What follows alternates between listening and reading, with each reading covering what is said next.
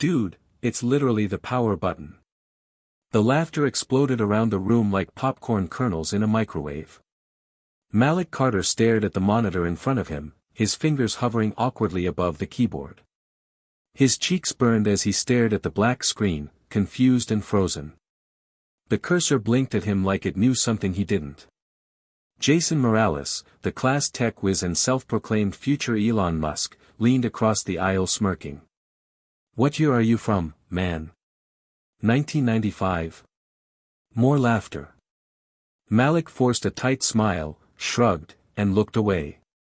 His palms were sweaty, but he didn't want anyone to see that.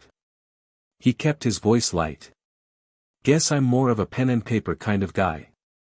Miss Lafferty, their computer science teacher, tried to quiet the room. All right. That's enough. Everyone was new to this once. Let's move on." But it was too late. The damage had already been done. That moment, the awkward silence, the stifled giggles, the way Jason high-fived his friend afterward, was going to haunt Malik for a while. Maybe forever. Malik slid into the back row, far away from the smart kids and their glowing MacBooks. His was a beat-up Chromebook loaned by the school, and even that was missing 2 keys. He tried to disappear into his hoodie, wishing he could melt into the chair and become invisible. It wasn't like he was stupid. He read more books than half the class combined. But this? Tech. It felt like a secret language everyone else spoke but he'd never been taught. When the bell rang, Malik packed up quickly. He wanted to escape before Jason or his goons could say something else. But as he shoved his notebook into his backpack, a sticky note fell out. It was his own handwriting, scrawled across the top, "No one starts off good. Just start." He stared at it for a second, then stuffed it back in. The school hallway buzzed with students heading to lunch. Malik walked alone, head down, past rows of lockers painted a chipped navy blue. He could hear laughter echoing from the cafeteria already, the clatter of trays and the shout of a teacher trying to maintain some order. He didn't go in. Instead, he walked to the library. The school library was mostly empty during lunch, except for a few students pretending to study and the librarian, Ms. Gloria. She was in her late 60s, wore oversized sweaters year-round, and had a voice as soft as velvet. She greeted Malik with a smile that didn't ask questions. "Back again, Malik?" "Yeah. Just needed a quiet spot." "You and me both," she said, returning to her cataloging. He settled at his usual table by the window. Outside, students ran across the quad. Inside, the quiet buzz of the fluorescent lights filled the space. Malik pulled out his phone and opened a browser. He typed slowly, "How to learn computers from scratch." The first video was from a guy with a British accent, "Don't worry if you've never touched a computer before. Everyone starts somewhere." Malik clicked play. That night, at home, Malik waited until his mom left for her overnight nursing shift and his little sister fell asleep before pulling out the Chromebook. It was slow. Sometimes, the touchpad froze. But it worked. He opened the same video and took notes in a beat-up composition book. He created a folder on his desktop named "Start Here," in all caps. That alone made him smile. Outside, sirens wailed down the street, typical for a Wednesday night in his neighborhood. Inside, Malik was learning what a file directory was. By the end of the week, he knew how to open the terminal. He knew what HTML stood for, even if he couldn't write a full page yet. He'd even started reading blog posts about coding bootcamps. He didn't tell anyone. Not yet. Not Jason. Not even Ms. Gloria. The following Monday, everything felt heavier. The school computers had all slowed to a crawl. Students complained that grades weren't loading on the school portal. Some even said files were disappearing. Teachers were irritated, but no one thought much of it. Just tech stuff, they shrugged. But in the back of the classroom, Malik noticed something strange. When he opened a shared document, he saw a string of numbers in the top corner, an IP address. At first, he didn't think much of it. But something about it felt off. He scribbled it in his notebook. He didn't know yet that this was the first breadcrumb. Back in the library that afternoon, Malik stared at the IP address. He didn't know what to do with it, but he was curious. He Googled it. Results were technical and confusing, words like proxy, malicious access, and ping. It was like walking into a foreign country without a map. He leaned back and sighed. "Looks like you've hit a wall," Miss Gloria said, appearing beside him with a cup of hot chocolate. He looked up, surprised. "I used to work IT, back in the day," she said with a wink. "Don't let the sweaters fool you." Malik chuckled. "I'm just trying to figure stuff out. Everyone else already seems to know what they're doing." Ms. Gloria sat beside him. "You're not everyone else. And that's a good thing." He glanced at the cup in his hand, steam curling up toward the ceiling. "Do you think someone could learn all this stuff from scratch? And actually be good at it?" "I know they can. Because they already are." She smiled. "Look how far you've come in just a week." That night, Malik sat at his desk and wrote a list. Learn basic coding. Understand how networks work. Track that weird IP. Prove them wrong. Then he added one more item at the bottom, circled in red. Be more than what they see. Outside his window, the street was quiet for once. No sirens. No shouting. Inside, Malik stared at the screen. He still didn't know exactly what he was doing. But he knew one thing for sure. He wasn't laughing anymore. And one day soon, neither would they. Hit subscribe and leave a comment with where you're watching from. This story might just spark a new beginning. What's one thing that always pushes you forward, even when things get tough? Most days, Malik Carter woke up before the sun. Not because he wanted to, but because he had to. His little sister, Layla, needed her cereal and cartoons before school, and his mom needed a few more minutes of rest before the next 12-hour night shift started again. Their two-bedroom apartment in South Haven was small but full of love, and the constant hum of survival. The floorboards creaked as Malik tiptoed into the kitchen. The cereal was almost gone. Again. He shook the box and poured what was left into Layla's chipped bowl, adding just enough milk to make it feel full. Don't forget your math homework, he said, handing her a spoon. Already did it. Layla beamed. Malik ruffled her braids. Smart girl. His mom, Tanya, stood in the hallway, already dressed in scrubs. Her eyes were tired, framed by dark circles, but her posture was always strong, like the whole world rested on her back and she didn't dare let it fall. You good? She asked. Yeah. We're good. She stepped forward, smoothing the collar of his hoodie. You've been quiet lately. Not just tired, something else. Malik shrugged. Just school stuff. Jason Morales and his little crew again. He smiled, but not the happy kind. You already know. Tanya tilted her head.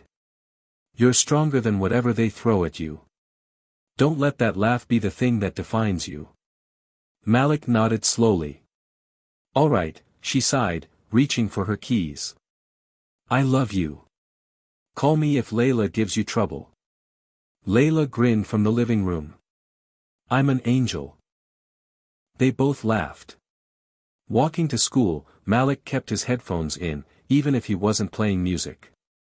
It kept people from talking to him. It also helped drown out the honking cars and shouting from nearby apartments.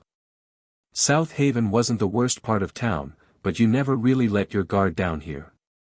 At school, everything felt faster, louder. It always did. Inside his English class, Mr. Brody gave a writing prompt, describe a moment that made you feel powerless. The room filled with scribbling. Malik stared at his blank page. His thoughts drifted. The day his dad left. The time he saw his mom cry but pretended not to.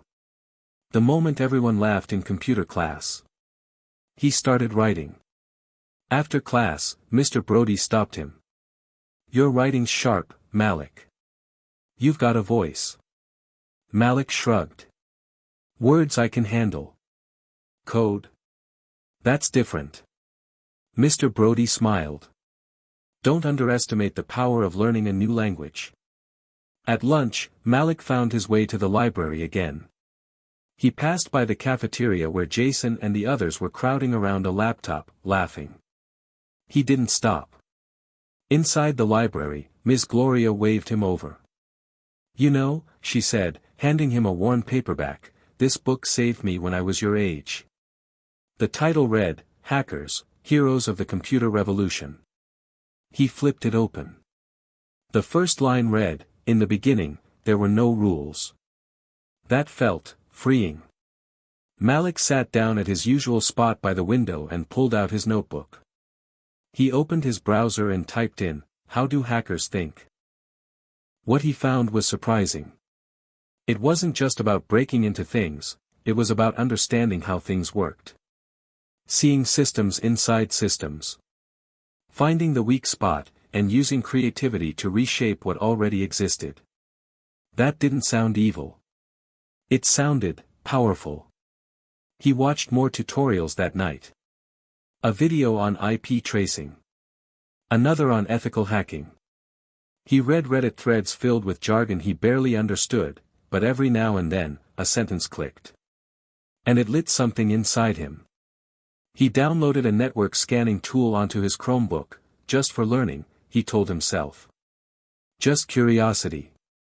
That's when he remembered the IP address from last week. He plugged it into the tool. The results were strange. The address was internal, from inside the school network. Someone had remote access. The next morning at school, Malik arrived early. He peeked into the computer lab. Everything looked normal, but his gut told him something wasn't right. He sat in the back of the room again during tech class, letting Jason and his buddies take the spotlight. But instead of zoning out, he quietly ran the scan tool from his Chromebook. The same IP showed up. Accessing shared folders. Touching private data. Messing with the school's grading system. Malik froze. This wasn't a glitch. It was someone inside. He wanted to say something. Raise his hand. Tell Mr. Jensen. But the voice in his head held him back. You're the kid who couldn't find the power button. Remember? He needed proof. Real proof. Not just a hunch. After school, Malik picked up Layla from the community center. On the walk home, she skipped beside him. You ever feel like people don't see who you really are? He asked suddenly. Layla thought for a second. Yeah. But that's okay. I see me. And you see me too. Malik smiled. Maybe that's what mattered. That night, while Layla colored on the floor and the TV played some old cartoons, Malik opened his laptop again. He began taking notes. Internal breach suspected. IP traced to school system. Possible data manipulation. Must remain quiet, for now. He didn't know what he was walking into yet. But for the first time in a long time, Malik didn't feel powerless. He felt like he was starting to understand the rules of a game he'd never been invited to play. And now, he was ready to play. The computer lab always smelled like overheated plastic and cheap air freshener, somewhere between fresh linen and fried wires. Malik hated it. He took his seat in the back row, same as always, trying to blend in. In front of him, screens flickered to life as students logged in, tapping away like it was second nature. Their fingers flew across keyboards, opening code editors and browsers. Some were already halfway through the week's assignment. Malik was still waiting for his Chromebook to finish booting. All right, people, said a deep voice from the front of the room. Today we're starting with network protocols and user access hierarchies. Try to stay awake. Mr. Jensen wasn't your typical high school teacher. He was tall and lean, always wore dark shirts and rolled up sleeves like he just walked out of a hacker movie. His beard was trimmed, his tone dry. Some kids were scared of him. Others thought he was cool. Malik wasn't sure what to think yet. But one thing was clear, Jensen knew his stuff. "Can anyone explain what a subnet mask does?" he asked, pacing the front like a detective trying to crack a case. Jason's hand shot up, cocky and confident. "It splits up IP addresses into different network segments." "Right. For example, if someone was trying to hide what part of the network they were accessing." Jensen paused, looking around. A subnet mask could help with that. The room went quiet. Malik glanced down at his notebook. He had written down that exact IP from earlier. It hadn't just looked weird, it had been masked. Was it possible that someone in this room was already doing that? He looked around, trying not to be obvious. Jason? Maybe. That quiet girl in the corner, Samantha, she always had her hoodie pulled low, eyes never met yours. Or, could it be someone else entirely? About 20 minutes into class, something weird happened. Half the computers blinked. It was subtle, a quick flicker of black and then everything came back. A few students groaned as their tabs reloaded. Jason swore under his breath when his script disappeared. "That's new," Mr. Jensen muttered. He moved to the front console, typing something quickly. "Must be a caching issue," he said, trying to keep calm. But Malik noticed the way Jensen's eyes narrowed, he knew it wasn't just a bug. When class ended, Malik hung back, pretending to organize his things. As the room cleared out, he glanced toward the main terminal at the front of the room. A screen was still open. He couldn't read everything from this distance, but he caught a glimpse of a string of code ending in .tmp, followed by a blinking red dot. That wasn't normal. Before he could see more, Mr. Jensen locked the screen. "You've been quiet lately, Carter," Jensen said without turning around. Malik froze. "Just trying to keep up." Jensen finally looked at him. His eyes were sharp, but not unkind. "Sometimes the quiet ones see more than we think." Malik walked out of the lab feeling like his brain was on fire. That flicker. The subnet talk. The red dot. Something was happening in that room, right under everyone's nose. He went straight to the library. Ms. Gloria was at her desk, humming to herself as she sorted books. She glanced up when she saw Malik's face. "You look like someone who just read the last page of a mystery novel and didn't like the ending." Malik didn't laugh. "Something's off in the lab. More teenage drama or real-deal trouble?" He hesitated. "I don't know yet." At his usual table, Malik opened the Chromebook and started digging. He searched for terms he heard that morning: subnet, masking, .tmp file, internal breach. The results were disturbing. .tmp files, he learned, were often used as temporary caches or, worse, ways to execute unauthorized code before disappearing from a system. Almost like ghosts. He found a forum post from a former student hacker explaining how schools were easy targets, outdated servers, weak firewalls, no one paying attention. Except now, someone was paying attention. He began tracking when the strange IP accessed the school network. Monday morning. Tuesday night. And just now, during class. Every time, it used different ports. Every time, it left no log behind. Unless you were looking for it. The next day, Malik tried to talk to Mr. Jensen after class. "Hey, I noticed something weird yesterday with the computers."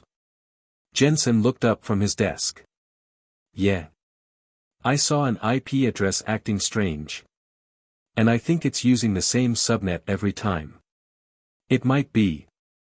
"Malik," Jensen interrupted, his voice suddenly firm. "If you're messing around in the system, stop. I appreciate your curiosity, but this isn't a movie. This stuff is sensitive. I'm not messing around, Malik said quickly. I saw something. I just thought. You thought you saw something.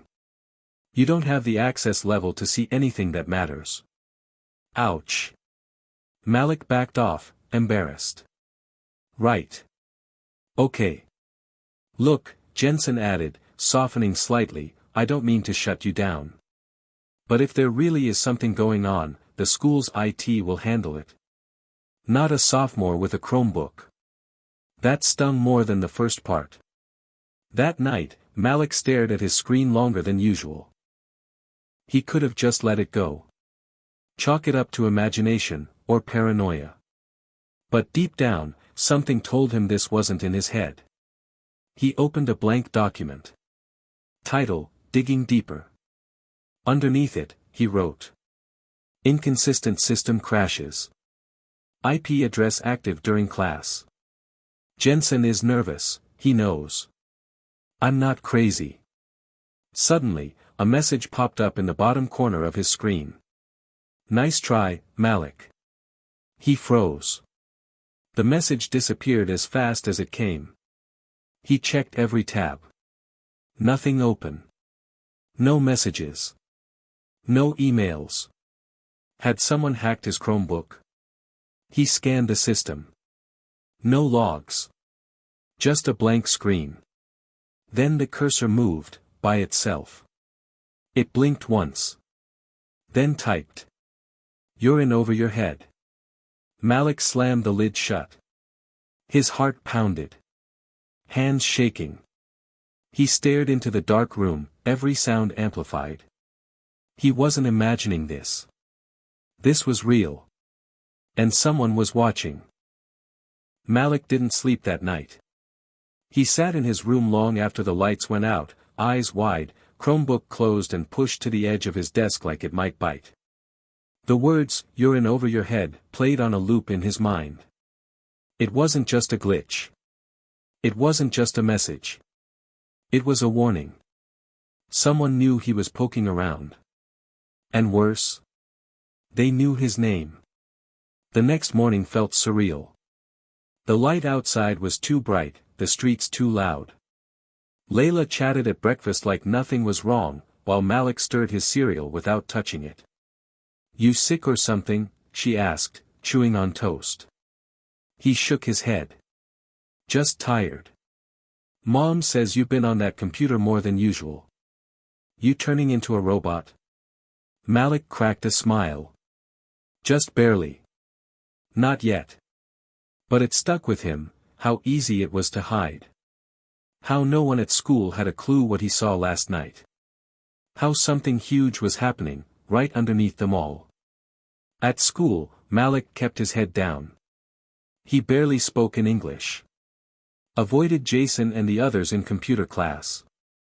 And during lunch, instead of going to the library like usual, he went somewhere he hadn't been in months. The basement tech room. It used to be the school's server space, but most of the equipment was old now, outdated, dusty, and mostly forgotten. But Malik remembered hearing Mr. Jensen mention it once during a lesson. He'd said something like, if a real breach ever happened, you'd know by what goes off in the basement. Malik figured it was time to find out what that meant. The door to the basement was heavy, and it creaked like something out of a horror movie. A few overhead lights flickered, casting long shadows on the concrete walls. It smelled like rust and old carpet.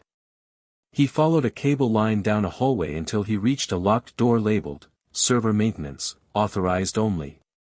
He wasn't authorized. But he also wasn't turning back.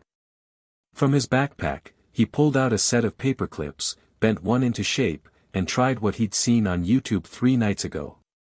It took 3 tries, but the door gave with a soft click. Don't ask how I know this stuff now, he thought to himself, just know that I do. Inside, the air was cooler, dry and humming. Rows of metal racks lined the room, half of them empty. A few blinking lights still glowed softly on one side, meaning at least part of the system was active. And then, in the corner, Malik saw something that made him stop breathing for a second. A private network switch. Totally separate from the main school system. Plugged in. Active. And behind it? A laptop. Someone had physically planted a device in the school's server room. This wasn't just remote hacking. This was inside job level serious. Malik didn't touch the laptop, not yet. Instead, he snapped photos with his phone. The wires. The switch. The device. Everything. His hands trembled. Suddenly, he heard footsteps upstairs. Heavy. Fast. Coming toward the hallway. He bolted. Rushed out the door, heart pounding, nearly tripping on the stairs. He ducked into the janitor's closet and waited. A voice echoed through the basement stairwell. Who left this door open? It was Jensen. But Malik couldn't tell if he sounded angry, or scared. That night, Malik opened a new document in his Chromebook, naming it Code Black. He typed. Someone physically planted a device in the server room. Private network switch installed. Possibly bypassing school security. Jensen found the door, but didn't report it. Why? He pulled up one of his earlier notes, the internal IP address. He cross-referenced it with the photo of the laptop's port number. Match. It was the same device. He needed help. Real help.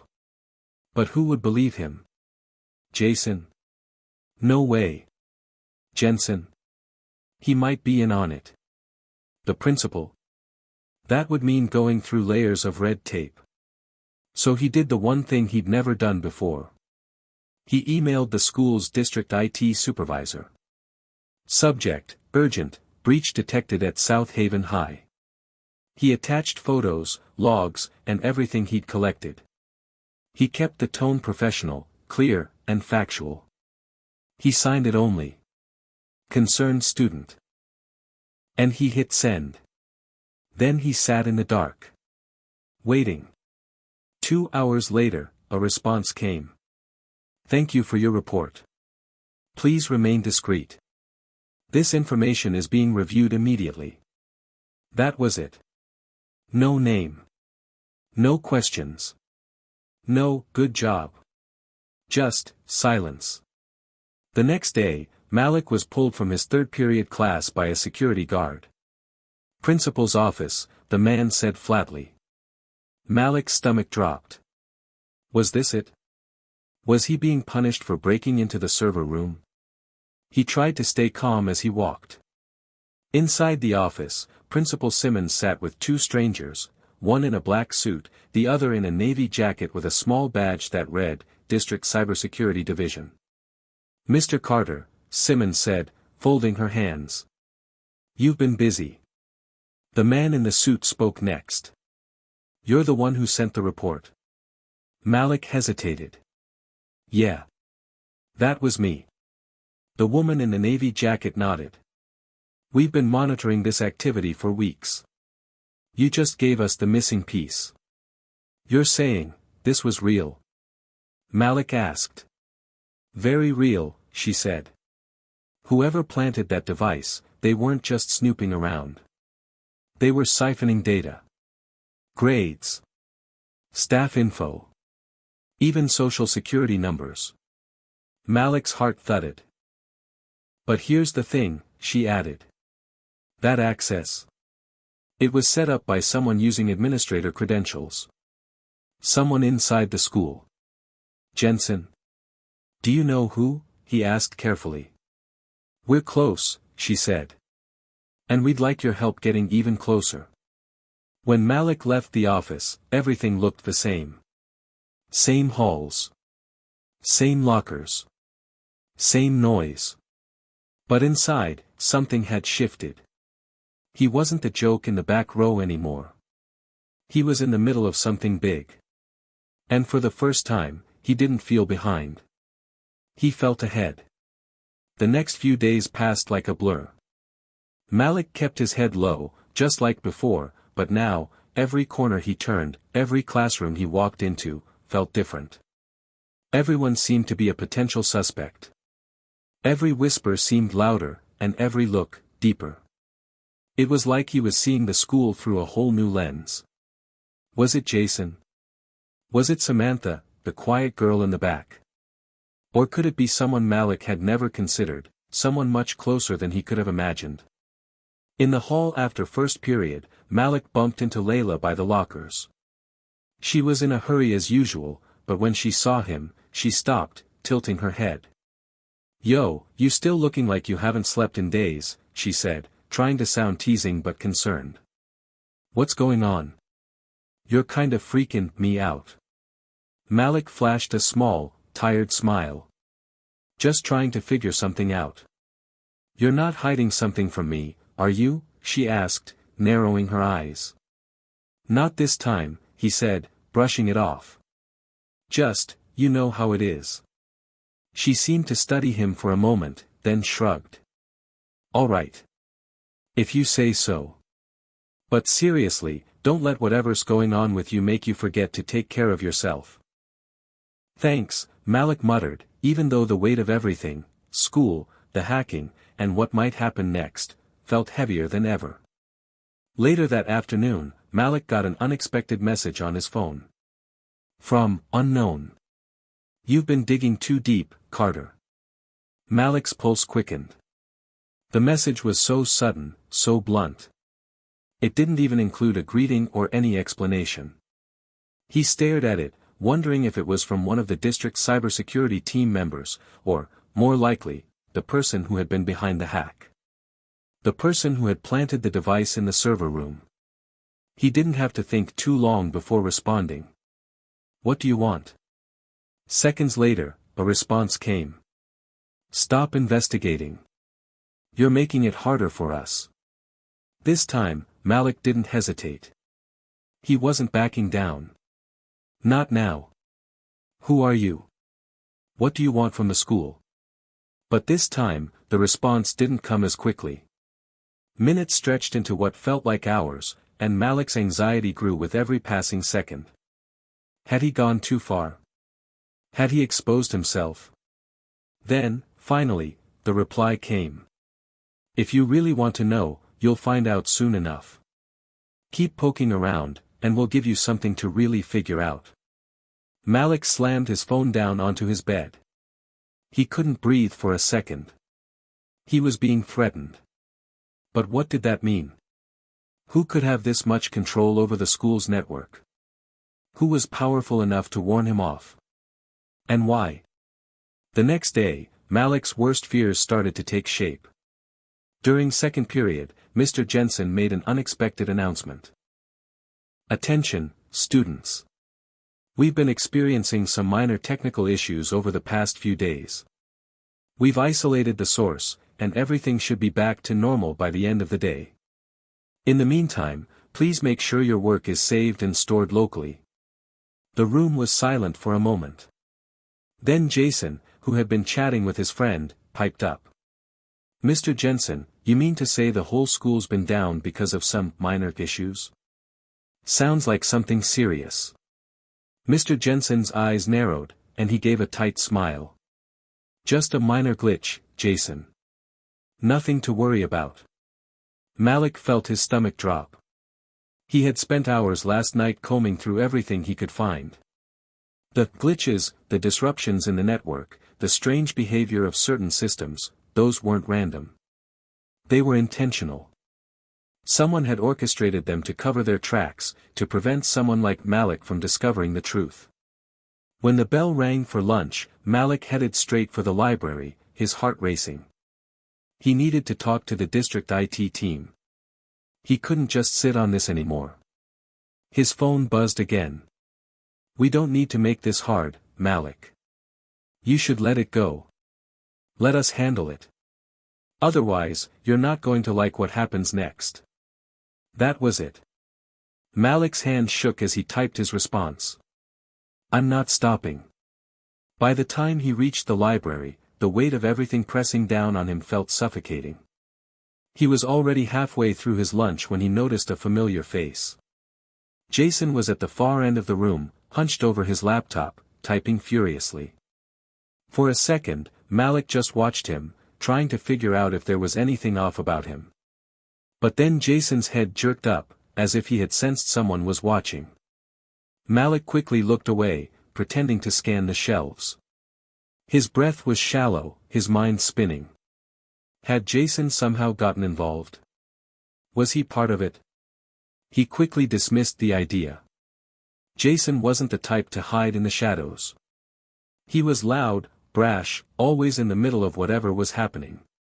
But then again, maybe that's exactly why he wouldn't be the first person to suspect. Suddenly, his phone buzzed again. "Malik, look at your screen." Malik froze. He'd never received a text like this before, direct, personal, and chilling. His hands were shaking as he unlocked his phone. There was a new file on his screen, c:\users\malik\downloads\access-granted.exe. He hadn't downloaded anything. How was that even possible? He glanced around quickly, but no one seemed to notice. His heart raced as he opened the file. The screen flickered, then a new window popped up. "We told you to stop. Last chance." Malik's breath caught in his throat. Whoever this was, they were watching him. They were in his system. And now, Malik was more certain than ever, the hacker was someone close. His phone buzzed one last time. "You've crossed the line, Malik. It's too late." Malik slammed the phone down onto the table, looking around the library once again.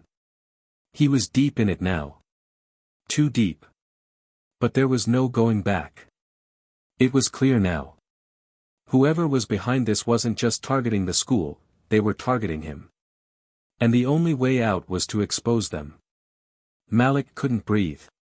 The file on his phone, the one that had mysteriously appeared, wasn't just some warning.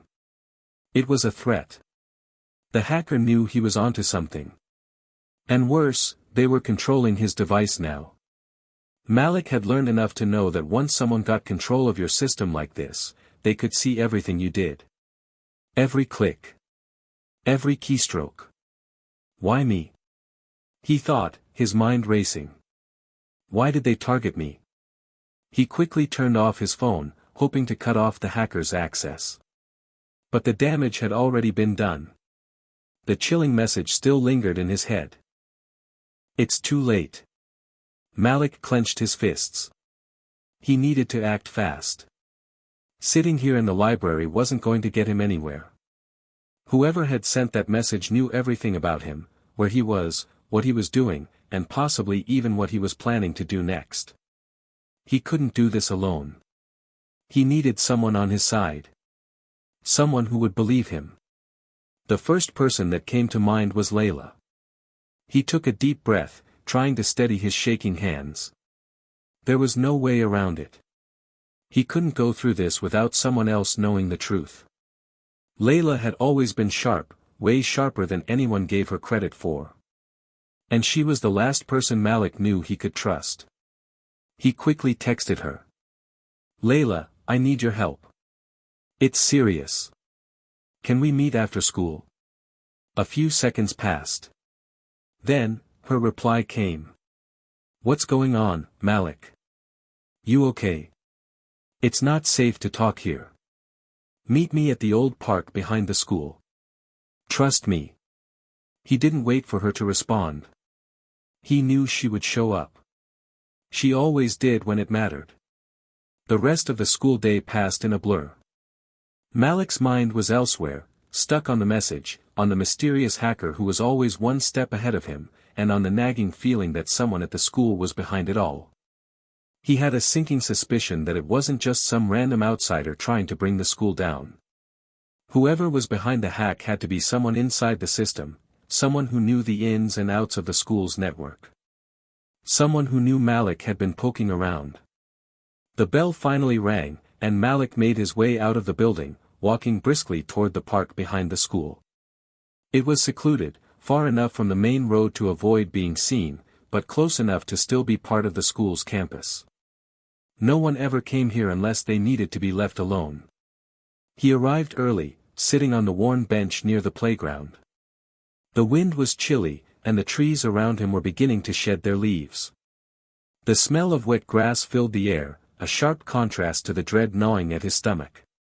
A few minutes later, Layla showed up, her usual swagger dampened by a look of concern. She paused when she saw him, a slight frown pulling at the corners of her lips. "Okay," she said, sitting down next to him. "You've got me here. What's going on?" Malik didn't waste any time. He pulled out his phone and showed her the messages, the mysterious file, everything he had seen and done over the past few days. As he explained, Layla listened quietly, her brow furrowed in concentration. When he was finished, she leaned back and sighed, her eyes scanning the park before returning to him.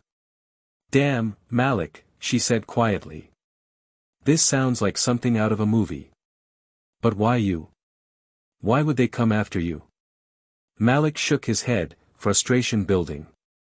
"I don't know. But I have a feeling it's someone at the school. Someone who knows exactly what's going on in the network." She looked at him, her eyes sharp.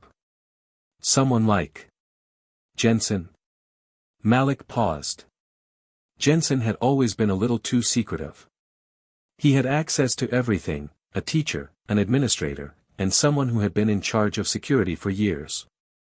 But Malik didn't want to jump to conclusions. "I don't know. But whoever it is, they're trying to cover their tracks. They knew I was onto them. The system's been messed with too many times now for it to be just a coincidence." Layla crossed her arms, staring at the ground. "So, what's the plan? You can't just keep digging without getting caught." Malik looked up at her, determination in his eyes. "I need to get access to the main server again. There's something important there, something I haven't found yet." She raised an eyebrow. "You mean break into the server room again?" Malik nodded. "I know it's risky, but we need to get ahead of this before whoever's behind it can make their next move." Layla didn't say anything for a long time. She just stared at him, weighing her options. Finally, she sighed. "I'm in. But we do this smart. We can't just walk in and start pushing buttons. We need to be careful." Malik felt a surge of relief. Layla was on his side, and that meant everything. "I knew I could count on you." The plan was simple, but risky. Malik knew the layout of the school's IT systems well enough now to know where the most sensitive data was stored. If they could get into the main server room again, they could access the central logs, figure out who had been accessing the network, and maybe, just maybe, unmask the hacker. The next day, Malik and Layla skipped lunch to head to the server room. This time, Layla had her phone out, scanning for any signs of suspicious activity. Malik led the way, checking each hallway and making sure no one was around. When they reached the door, Malik pulled out a set of tools he had kept hidden, small but efficient. It didn't take long for him to pick the lock again, and they slipped inside. Inside the server room, everything was still. The hum of machines filled the air, and the blinking lights on the racks looked like silent sentinels. Malik moved quickly, plugging his laptop into one of the network ports. Layla stood watch, her eyes darting nervously from corner to corner. The tension was suffocating. As Malik began scanning the system logs, he froze. His fingers hovered over the keyboard. The names. The IP addresses. And then, a single line that caught his eye. Administrator, Jensen. Malik felt the blood drain from his face. His worst fear was coming true. It wasn't just a coincidence. Mr. Jensen had been involved from the start. The discovery hit Malik like a ton of bricks. Jensen. The name in the log file was enough to make his heart race. He stared at it, unblinking, trying to process what it meant. Mr. Jensen, the ever-quiet, always in control IT administrator. The man who had access to the school's entire network. Malik's thoughts scrambled. It couldn't be. Mr. Jensen had always been the guy who fixed everything, who kept things running smoothly. He was the one everyone went to when they had tech problems. The one who seemed trustworthy.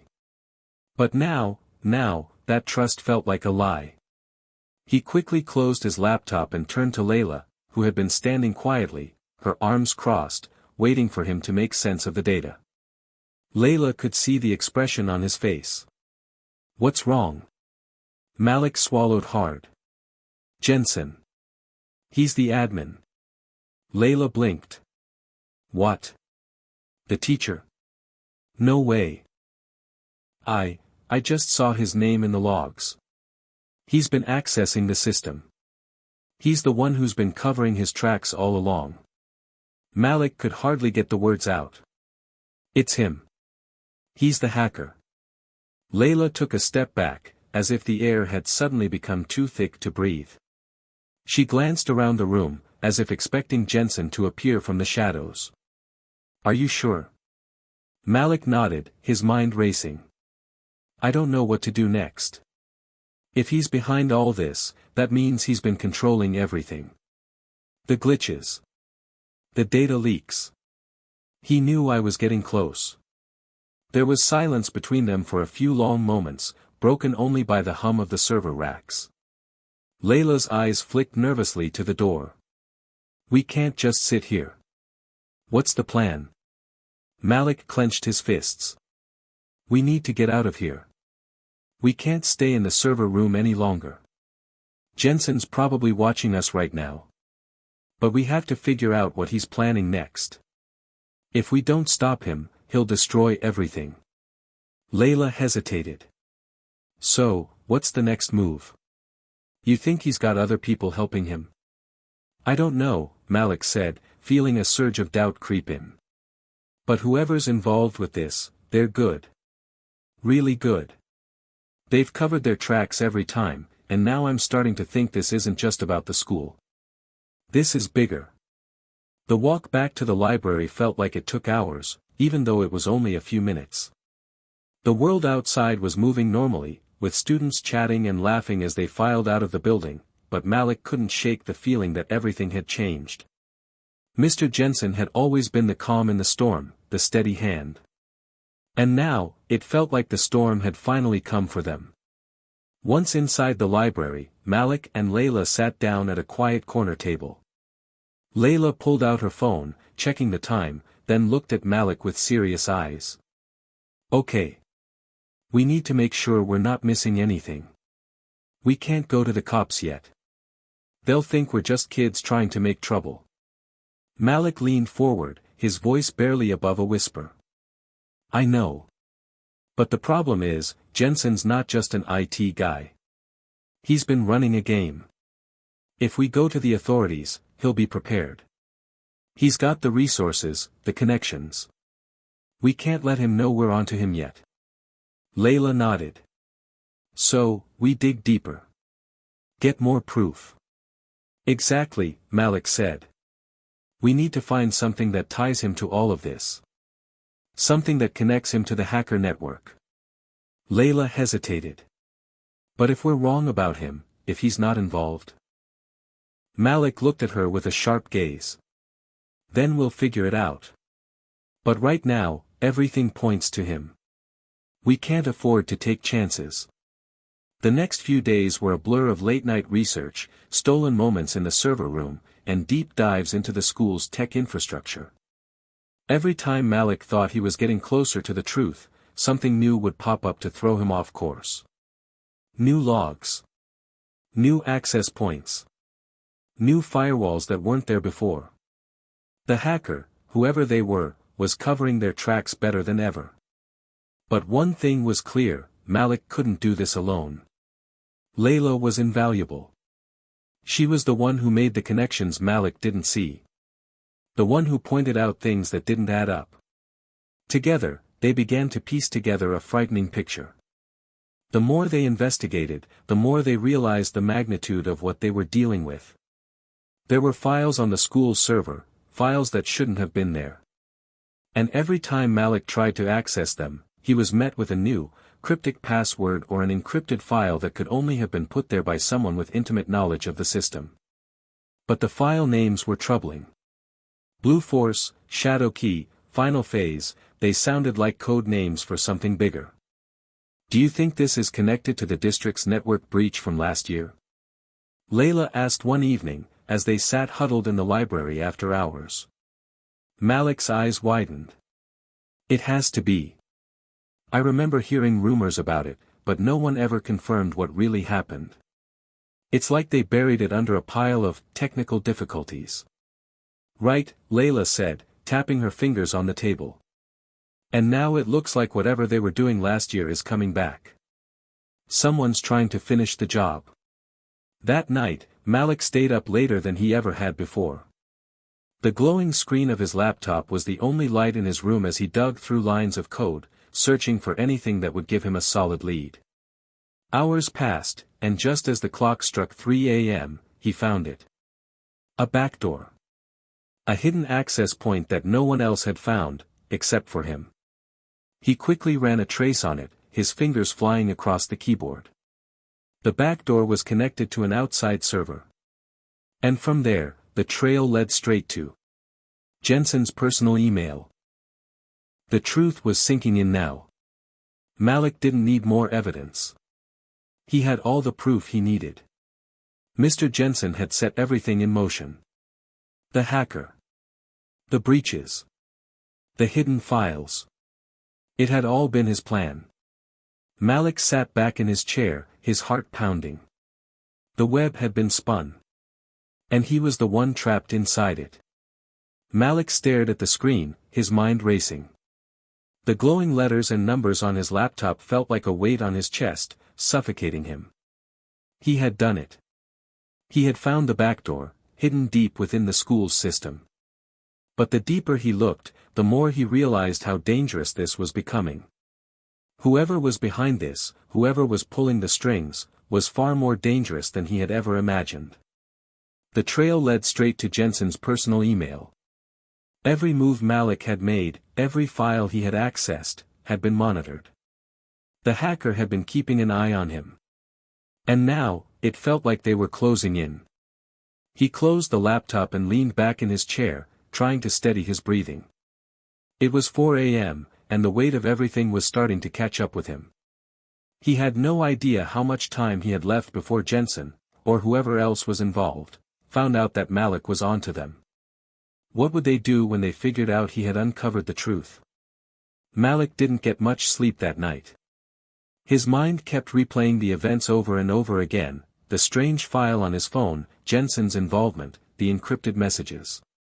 It was like a puzzle, but no matter how many pieces he put together, the picture kept shifting.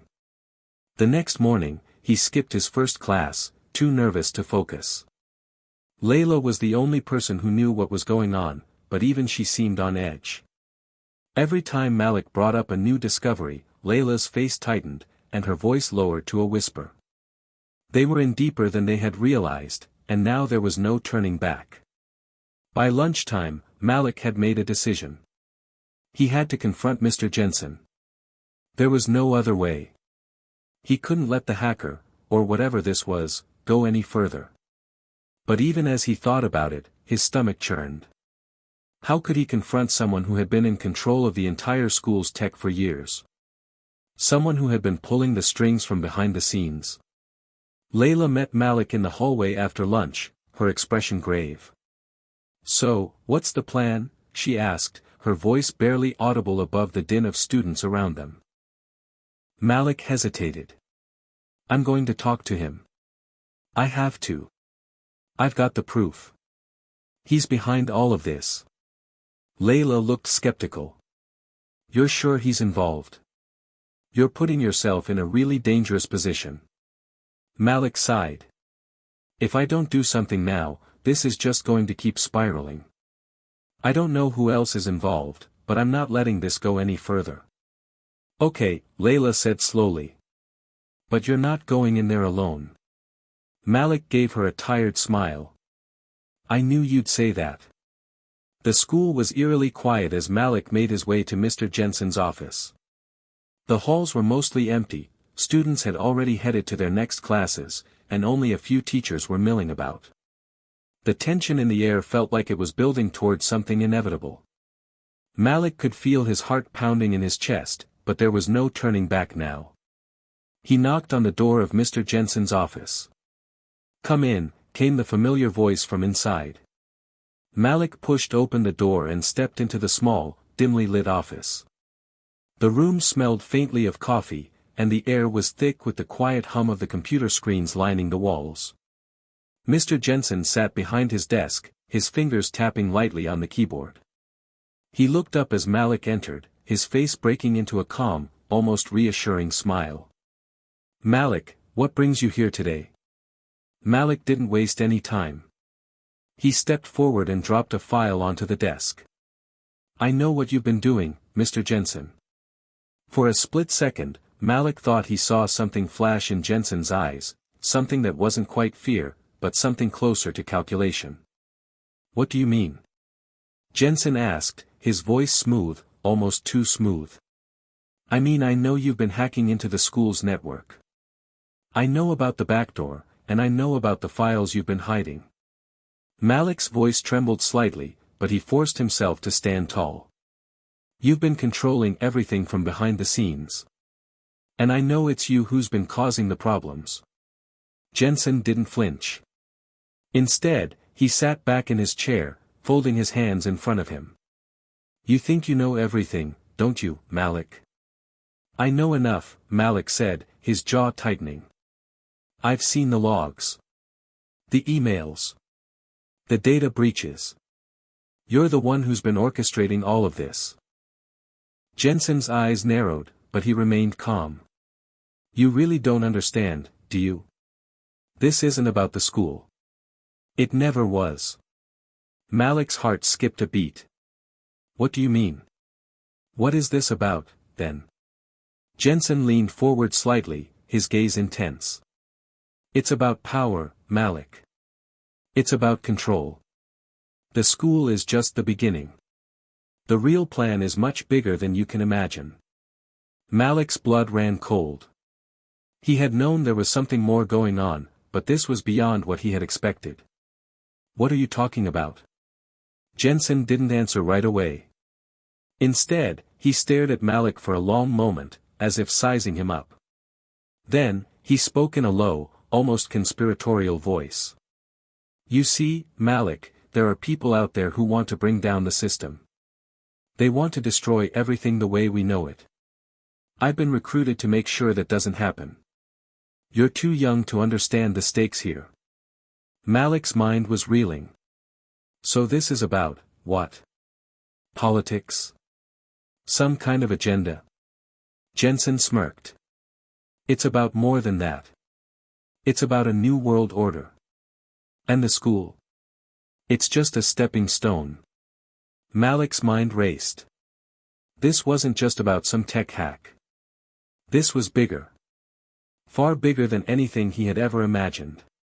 Before Malik could respond, Jensen's phone buzzed on the desk. He glanced at it, and his eyes flickered briefly, a moment of distraction. It was enough for Malik to make his move. In that split second, he grabbed the file from the desk and bolted for the door. "Malik!" Jensen's voice echoed behind him, but Malik didn't stop. He had the proof now. He had everything he needed to bring down the operation, but it wasn't over. Not yet. Malik sprinted down the hall, his heart pounding. He didn't stop until he was outside, breathing in the cold air. He had to get back to Layla. He had to figure out what to do next. He pulled out his phone and texted her. "It's worse than I thought. We need to act fast." Malik's fingers were trembling as he typed out his message to Layla. His pulse was still racing from his confrontation with Mr. Jensen. The fear of being caught was so real now, it felt like a cold weight pressing down on him. He couldn't shake the thought that every step he took was leading him deeper into a trap. He paced the length of the sidewalk, away from the school building, trying to clear his head. The adrenaline was starting to wear off, but the knot in his stomach only tightened. He couldn't do this alone, not anymore. Jensen had made it clear that this was bigger than just the school, and Malik had no idea what other forces were pulling the strings. He needed help. Layla's response. Meet me at the old computer lab. Now. Malik didn't hesitate. He turned on his heels and sprinted toward the back of the school, where the old computer lab had been left abandoned for years. It was the perfect spot to lay low without drawing too much attention. The school had shut it down after the new tech department was built, but Malik and Layla used it for quiet research when they wanted to stay off the radar. As Malik entered the lab, Layla was already there, hunched over a desk with a few laptops open in front of her. The room smelled musty, and the fluorescent lights flickered overhead, but it felt like a sanctuary, a place where they could think clearly without fear of someone overhearing them. Layla looked up as Malik entered, her face drawn tight. So, what happened? She asked, her voice low. Did you get the truth out of him? Malik nodded grimly as he took a seat next to her. Yeah, I did. But it's worse than I thought. Jensen's been working with someone, or a group, outside the school. He's part of something bigger. This isn't just about hacking the school's system. They've been using the school as a stepping stone for a larger operation. Layla's eyes widened. What kind of operation? I don't know yet, Malik admitted, but whatever it is, it involves more than just breaking into the school's network. There are files I found, encrypted stuff that could link everything to a national-level hack. Layla chewed on her lip. That's huge. We need to tell someone. We need to go to the authorities. Malik shook his head. I don't trust the authorities right now. Whoever's behind this has too much control. The last thing we need is for them to find out what we know. If we go to the wrong people, we're done for. He paused, his thoughts racing. We need to get ahead of this. But to do that, we need to go deeper into the system. Layla leaned forward, her brow furrowing. How deep are we talking? Deep enough to find out who else is involved. I think there are more people working with Jensen. We need to figure out who they are and what their endgame is. Malik's voice was steady, but underneath it, there was a fear he couldn't quite shake. It didn't take long for Layla and Malik to realize they needed more help. This wasn't just a fight between them and Mr. Jensen anymore, it was bigger, and they were outnumbered. But the next move was tricky, they couldn't trust anyone too closely. The wrong word, the wrong leak, and everything they'd uncovered so far could be destroyed. That's where Josh and Kira come in, Layla suggested, referring to two of their friends. Josh was a junior who knew a lot about network security, and Kira was a senior who had connections with local hackers, people who could help them break through layers of encryption. Malik wasn't thrilled about involving more people, they'd been working alone for a reason. But Layla was right. They needed a team. More eyes on the situation would help them put the pieces together faster. Josh was in the library when Malik and Layla found him. He had his headphones on, tapping away at his phone, seemingly oblivious to the world around him. Malik's stomach twisted. They were about to drag Josh into something he might not fully understand. He knew the risk involved, but there was no turning back.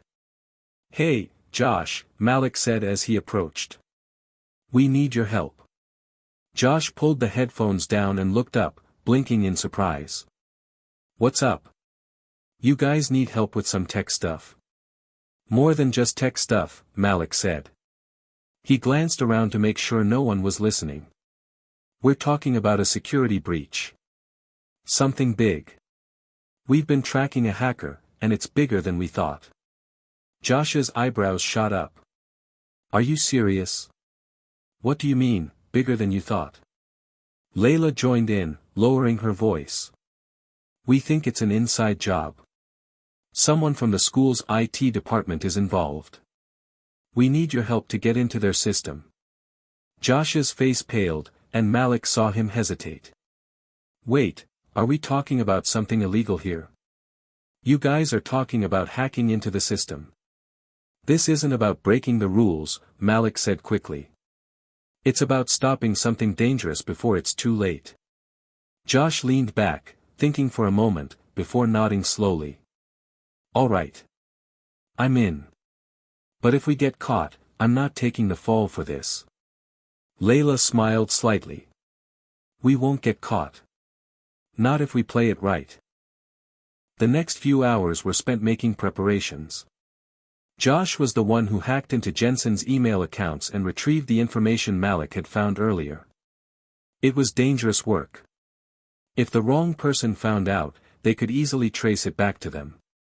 But Josh had a gift for this kind of thing. His fingers moved like lightning, accessing networks and covering their tracks like a pro. Got it, Josh said finally, pulling up a file on his laptop. There's an encrypted file on Jensen's account. It's locked up tighter than Fort Knox, but it's got a file name that matches one of the codes Malik found earlier, final phase. Malik leaned over Josh's shoulder, his heart racing. That's it. That's the key.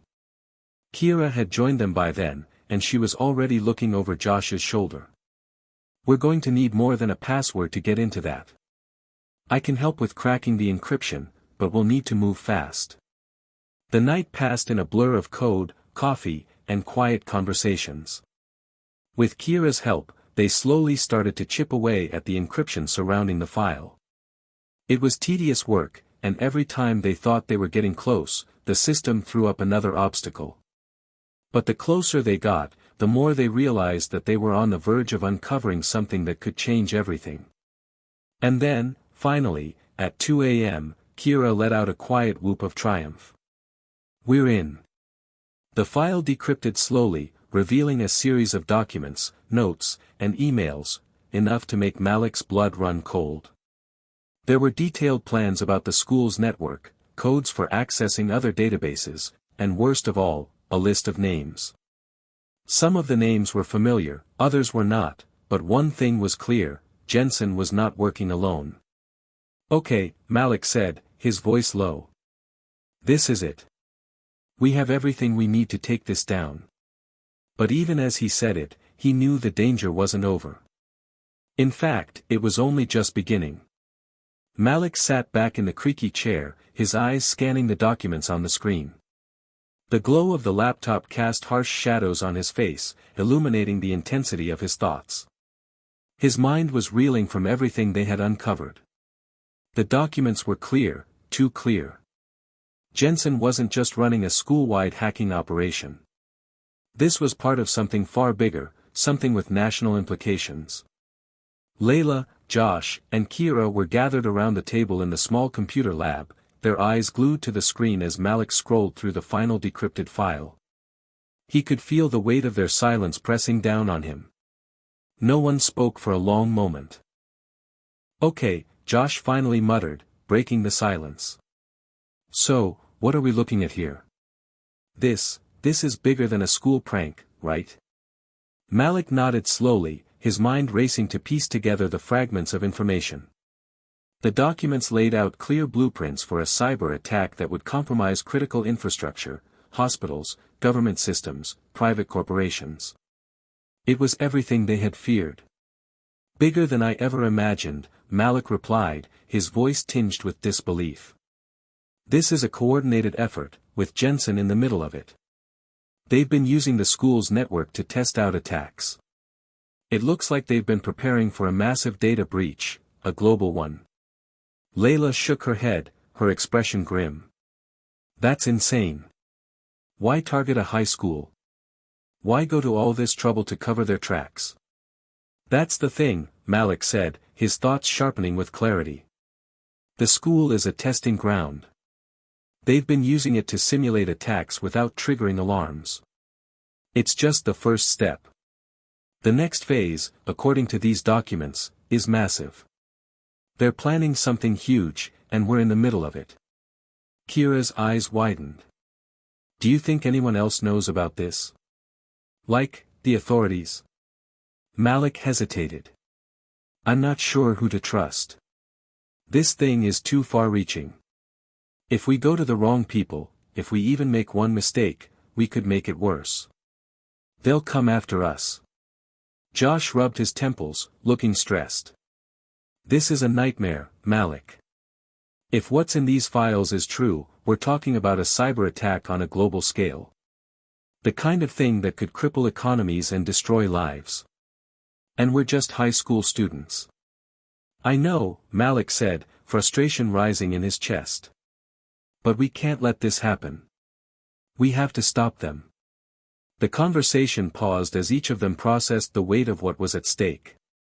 The world wasn't just sitting on the edge of a technological crisis, they were teetering on the edge of something that could change everything. We need to act fast, Malik said, breaking the silence. This can't wait. But we need a plan. I've got the information we need, but we need to get it to the right people without putting ourselves in danger. Layla stood up, pacing the room. We could leak it to the media, right? If we go public, maybe people will see it and force someone to act. Josh shook his head. Going public is too risky. They'll trace it back to us faster than you can say, cybersecurity. We need someone who has the power to stop this, and who won't immediately cover it up. Kira's eyes brightened. What about the government? We could contact the FBI, or a cybersecurity expert who works with them. They could handle this on a national level. I thought about that, Malik said, a slow frown forming on his face. But it's not that simple. What if they're already compromised? We don't know who's involved in this. If we get too close to the wrong people, we could be in more danger than we are now. The team continued to brainstorm, but no solution felt quite right. The tension in the room was palpable. For the first time since they'd started digging into this, Malik felt like they were up against something so much bigger than they could handle. Just as they were about to give up on their ideas and regroup, Malik's phone buzzed. He picked it up, and his heart sank as he saw the name on the screen, Mr. Jensen. Malik, Jensen's voice came through the phone, smooth and controlled. I know what you're doing. Malik's breath caught in his throat. He turned to Layla, his expression taut with fear. He knew that voice, it was cold, calculated. Jensen wasn't calling to check on him. He was calling because he knew Malik had gotten too close to the truth. How did you, Malik started, but Jensen cut him off. You should have left it alone, Malik. But now that you've poked your nose where it doesn't belong, you've made a dangerous mistake. Malik swallowed hard, trying to keep his voice steady. What do you want, Jensen? Jensen chuckled darkly on the other end of the line. What I want is for you to stop. The more you dig, the more you put yourself and your friends at risk.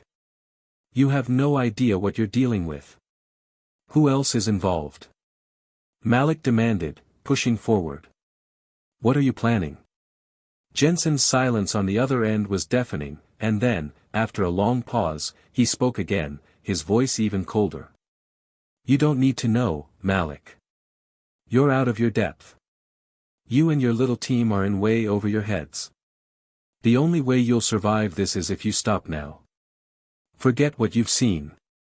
Forget everything, and maybe we'll let you walk away. Malik's pulse raced. Or what? He spat, his voice trembling. You'll hurt us. You've already tried to shut us up. What else are you going to do? I don't need to do anything, Jensen replied with icy calm. Because if you don't listen to me, the next step is going to be far worse than anything you've imagined. You'll regret this, Malik. The line went dead. Malik stared at his phone, the device still in his hand, but he couldn't seem to move. Layla, Josh, and Kira were all watching him, their faces filled with concern. The tension in the room was suffocating. We're running out of time, Malik muttered. He knows. He's on to us. Kira stood up and grabbed her backpack. Then we need to act now, before they come after us. We can't wait for them to make the first move. Layla nodded. Malik's right. They're already trying to intimidate us. But that's exactly why we can't back down now. Josh clenched his fists. So, what's the plan? We don't have a lot of time before they come for us. Malik looked at his friends, their faces a mixture of fear and determination. He knew this wasn't just about saving the school anymore. It was about stopping something far larger than any of them could have imagined.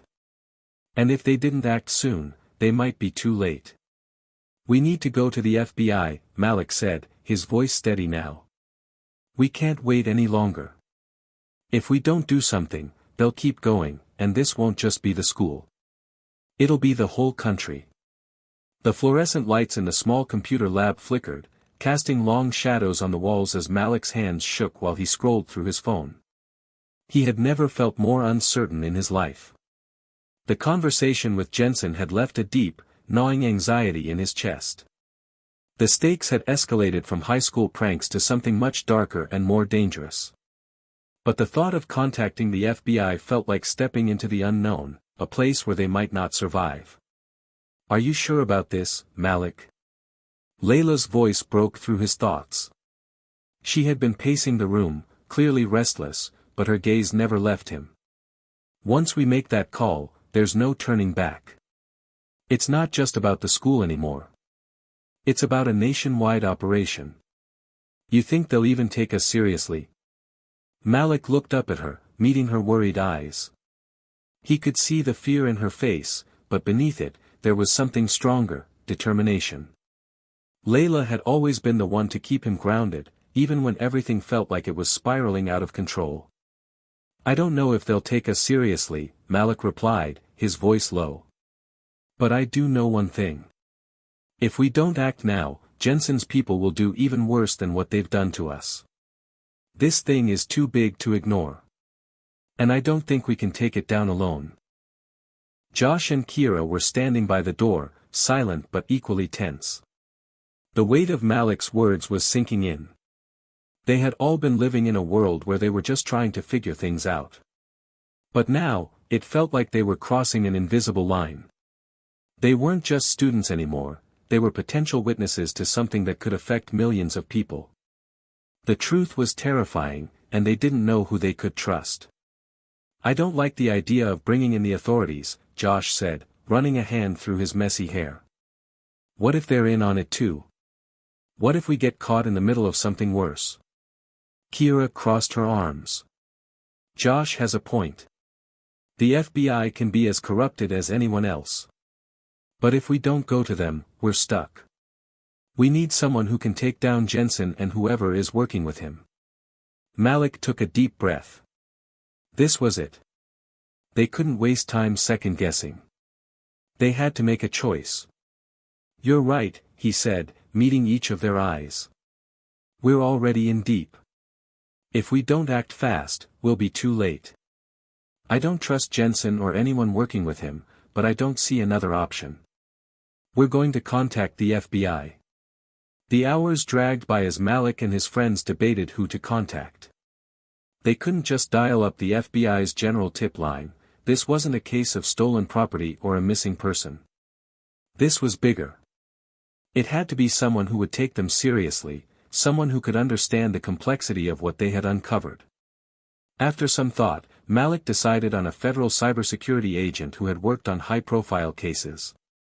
It was a risk, but it was their best shot. As Malik dialed the number, his hands grew clammy, and his heart raced. He could feel the weight of the decision pressing down on him. What if they didn't believe him? What if they were already too late? The phone rang 3 times before a voice on the other end picked up. "Special Agent Carter, FBI Cybersecurity Division. How can I help you?" Malik swallowed hard, trying to steady his nerves. "My name is Malik Johnson. I'm a student at Westbrook High. I have information about a cyber attack. A group is using our school's network to test attacks that could affect national security. It's big, and I think it's going to get worse. I need your help." There was a pause on the other end, followed by a slight click, and then Agent Carter's voice came back, a little colder than before. "Mr. Johnson, I'm going to need you to explain this in more detail.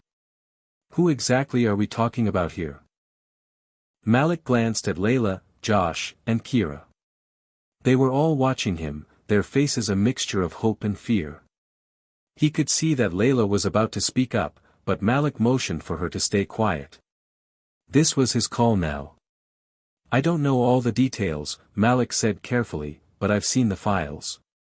They've been testing security systems. They've been using our school as a cover, but they're planning something much larger. We found encryption files, and they're connected to a larger scheme, something that could affect major infrastructures, hospitals, government databases, businesses. I've seen the codes they're using. This isn't a joke. People's lives are at risk. Agent Carter was silent for a long moment, and Malik's heart started pounding louder in his chest. What if he had made a mistake? What if they thought he was just some scared kid trying to get attention? Finally, Agent Carter spoke again. Mr. Johnson, I'm going to need you to provide me with the evidence you've gathered. You've taken the right first step by reaching out. But we're going to need everything you have. If you're telling the truth, this could be much bigger than you realize. I'll make arrangements for you to meet with us, but you need to be very careful. These people are dangerous. Do not trust anyone in your school, not even your teachers. Do you understand? Malik's stomach tightened. He felt the weight of those words, the sudden cold realization that they had just crossed a line into a world much darker than he had ever imagined. I understand, he said, his voice steady despite the fear that was rapidly rising in him. We'll send you everything. But we need to act quickly. The longer we wait, the worse it'll get. We'll move fast. But you have to stay in the shadows for now, Agent Carter replied. I'll have someone contact you soon. Be ready to meet at a secure location. Malik hung up the phone, his mind spinning. The decision had been made. They were now involved in something much larger than a hacking incident. It was a full-blown national threat, and they had no choice but to see it through. As Malik ended the call, he felt a mixture of relief and dread. Relief because they had made contact with the FBI, but dread because he knew what would come next. They were no longer just high school students trying to stop a hacker, they were witnesses to a plot that could reshape everything. Did they believe you? Layla asked, her voice trembling slightly. Malik nodded. They took it seriously. They're sending someone to meet us.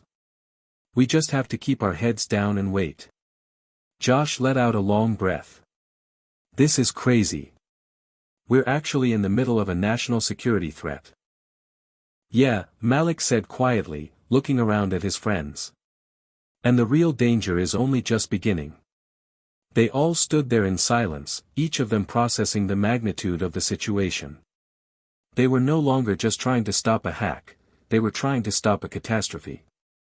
And no one knew what was coming next. Hit subscribe and leave a comment with where you're watching from. This story might just spark a new beginning. What's one thing that always pushes you forward, even when things get tough? The days following the phone call with Special Agent Carter were a blur of anxiety and uncertainty. Malik could barely sleep, and when he did, his dreams were haunted by images of shadows in dark rooms, people watching him from every corner. The world outside felt unreal, as if the entire situation had spiraled so far out of control that he wasn't sure what was real anymore.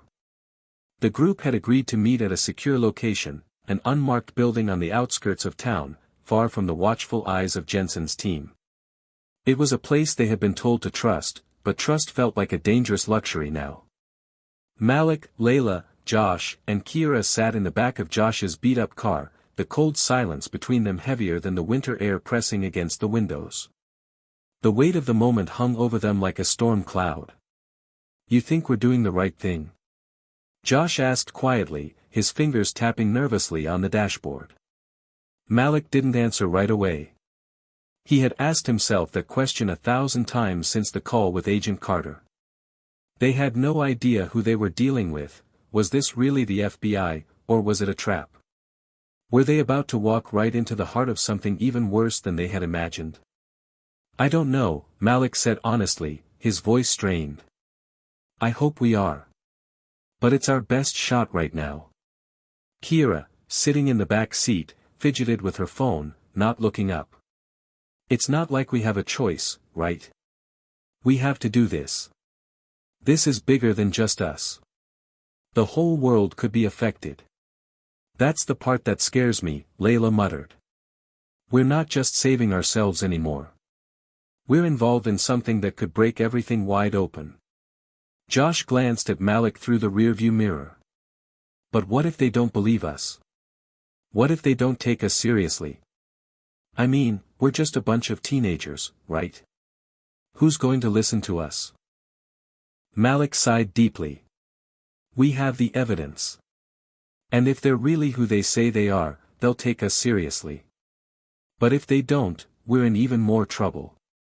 But we can't back out now. We have to see this through.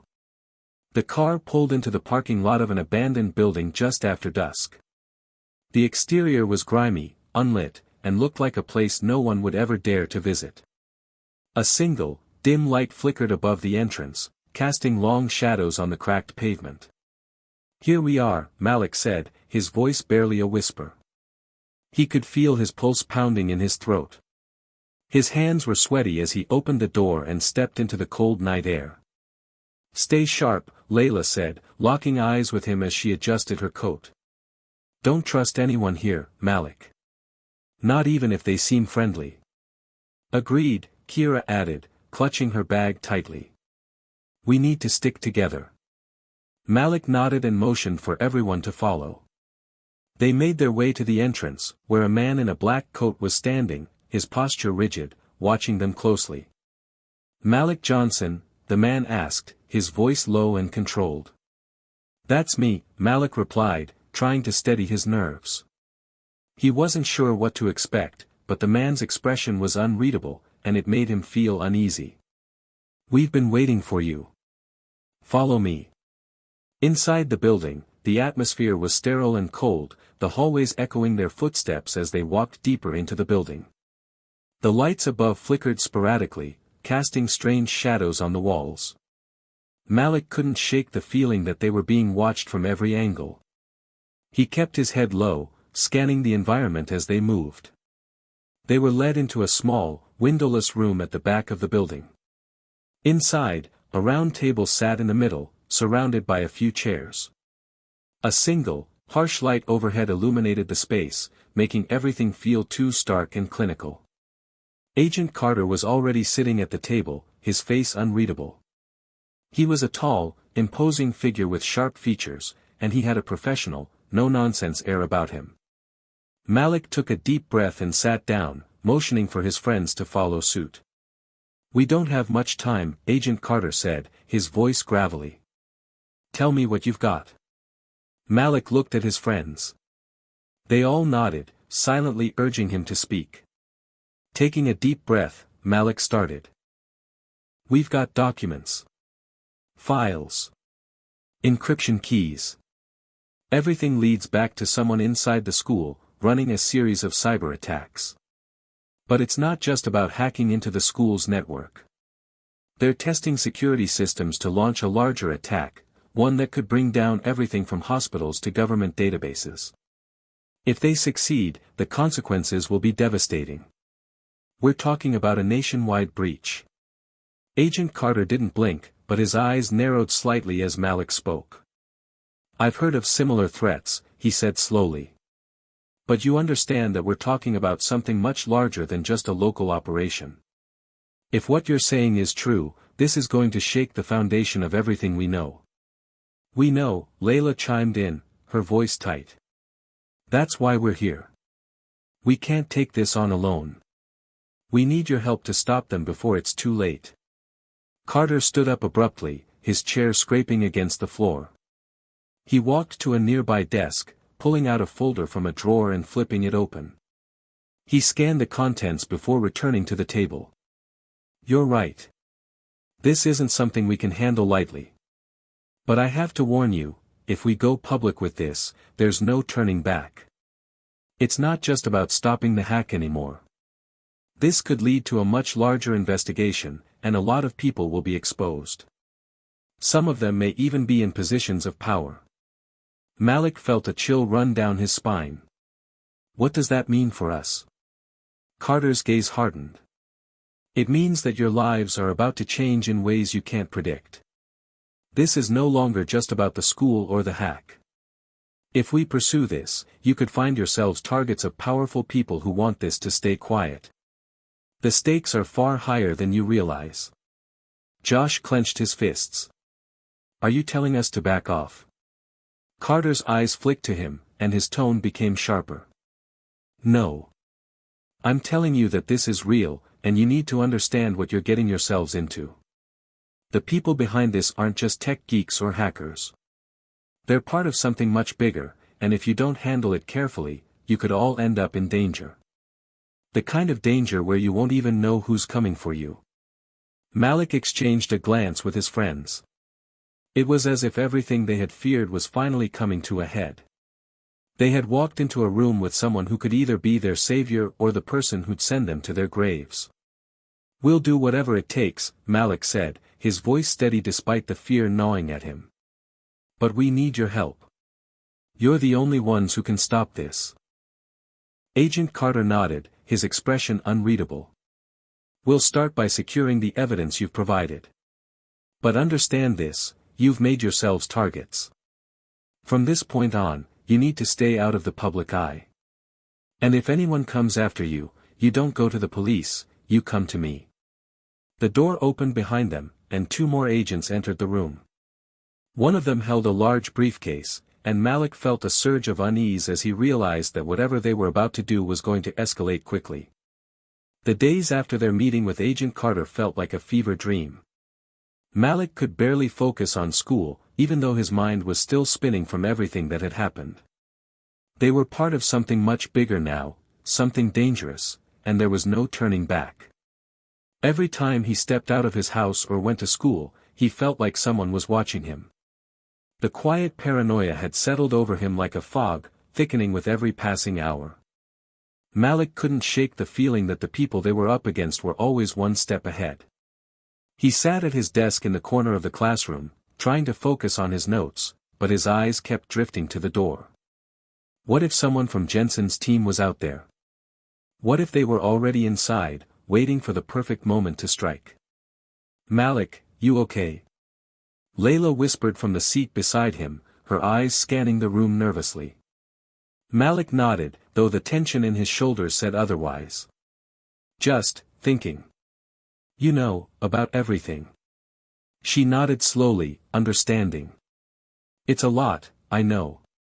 But we can't back down now. We have to trust Agent Carter. He's our only shot. Malik knew she was right. But every time he thought about Carter's warning, about being targets, he felt the weight of it all.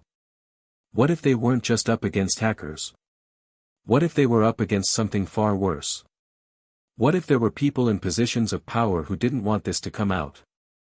After school, Malik, Layla, Josh, and Kira met up at their usual spot, the coffee shop around the corner from their school. The place was dimly lit, with the comforting scent of espresso and baked goods filling the air. But even here, in the safety of a quiet corner, Malik couldn't shake the feeling of being watched. So, we've given Agent Carter everything, Josh said, running a hand through his hair. But I don't know. Something about this whole situation doesn't feel right. What if he's not who he says he is? You're worried about the wrong thing, Malik said quietly, his gaze scanning the room one more time before meeting Josh's eyes. We need to be more worried about Jensen's team. I'm not so sure we've seen the worst of them yet. Kira, who had been nervously fiddling with her phone, finally looked up. What do you mean? Do you think they're already onto us? I don't know, Malik muttered. But if they have people inside the FBI, or worse, inside the school, then we're not just up against hackers. We're up against a system that's been corrupted. Layla sighed, her expression grim. That's what Carter was hinting at, wasn't it? That this isn't just about tech. It's about power, control. And if they can infiltrate the FBI, they can infiltrate anything. Malik ran a hand through his hair, frustration bubbling up. Exactly. That's why we need to be careful.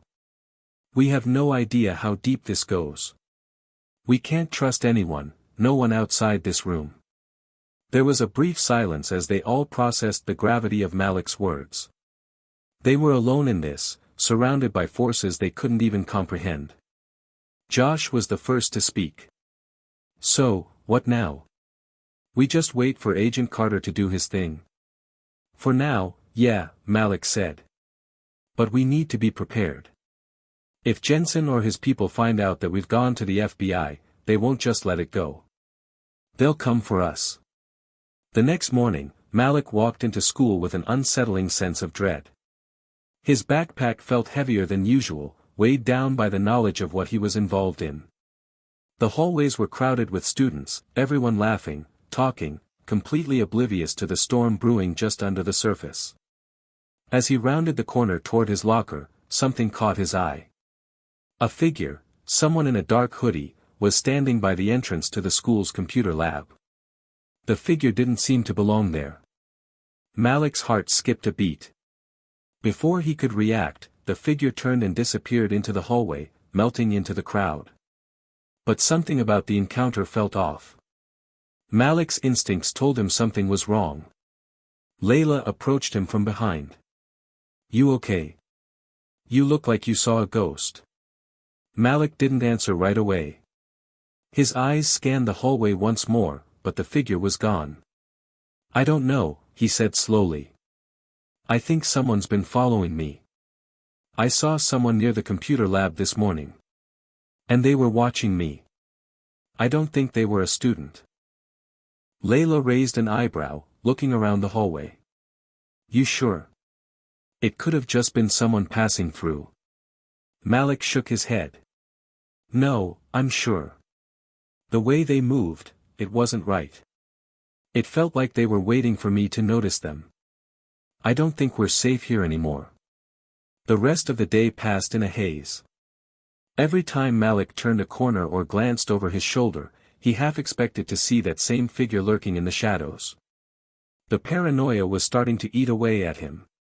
He tried to focus on his classes, but every sound, every movement, felt like a threat. After school, the group met again at the coffee shop, trying to come up with a plan. "We need to figure out who that person was," Malik said, his voice tight. "I'm telling you, they weren't just some random student. They were waiting for me." "We'll find out," Josh said, leaning forward in his chair. "Let's go check the security footage. If they're targeting us, they're probably leaving a trail." Layla looked at Malik, her expression full of concern. "But if they're on to us, that means they know everything. We're running out of time."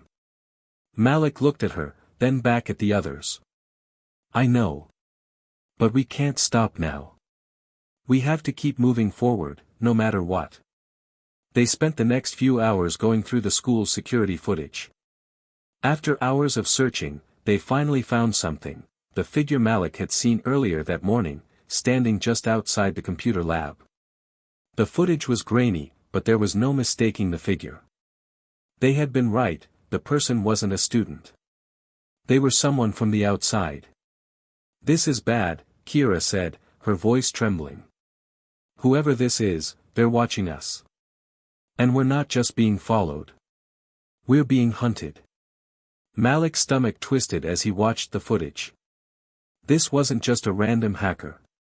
This was something much bigger, someone who wanted to make sure their secret stayed hidden. And now, they were caught in the middle of it. The days after discovering the footage of the mysterious figure lurking near the computer lab felt like they were living on borrowed time.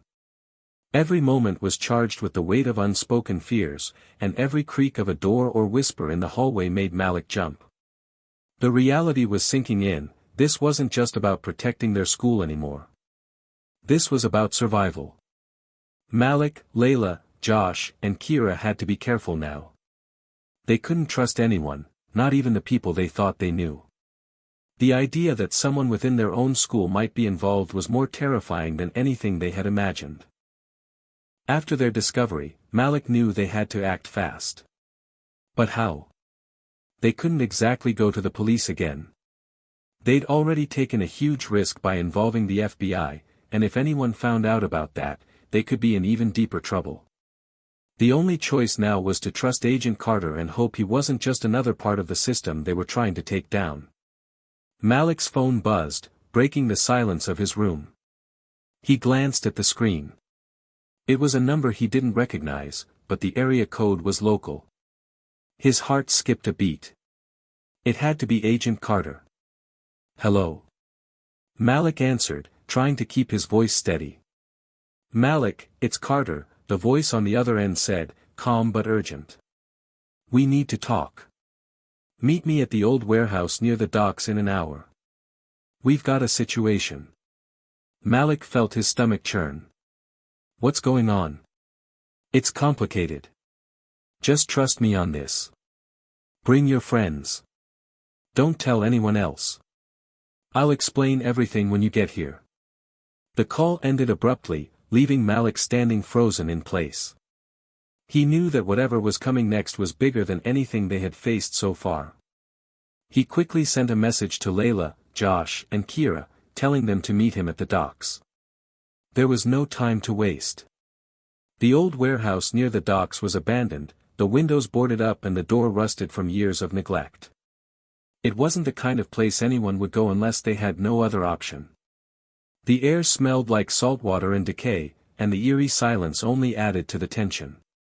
Malik, Layla, Josh, and Kira stepped carefully inside, the sounds of their footsteps echoing through the hollow building. The place felt like it was holding its breath, waiting for something to happen. Agent Carter was already there, his figure a dark silhouette against the dim light filtering through the cracks in the walls. His face was shadowed, his expression unreadable. "You made it," Carter said, his voice low. "But you're in more danger than you realize. We've been tracking the people behind the hack for days now, and we've discovered something disturbing." "What's going on?" Malik asked, his voice tight with anxiety. Carter's gaze flicked between the group. "We've traced the hack to a group of high-level individuals. This isn't just some rogue group of hackers. These people have connections, serious connections. We've reason to believe there's someone inside your school involved. Someone with power." The words hit Malik like a ton of bricks. "You're saying there's someone at school who's working with them?" "Who?" "I can't say for sure," Carter replied, his tone heavy with caution. "But we have reason to believe that the person is close to you, someone who has access to both the school's network and other sensitive information. We've been monitoring the situation, and if we're right, they've been using your school as a front for something much larger." Layla shook her head, disbelief written all over her face. "This is insane. How could anyone inside the school be involved in something like this?" "You'd be surprised what people are willing to do for money and power," Carter said grimly. "The people behind this are playing a much bigger game, and if you get too close, they'll make sure you're taken out."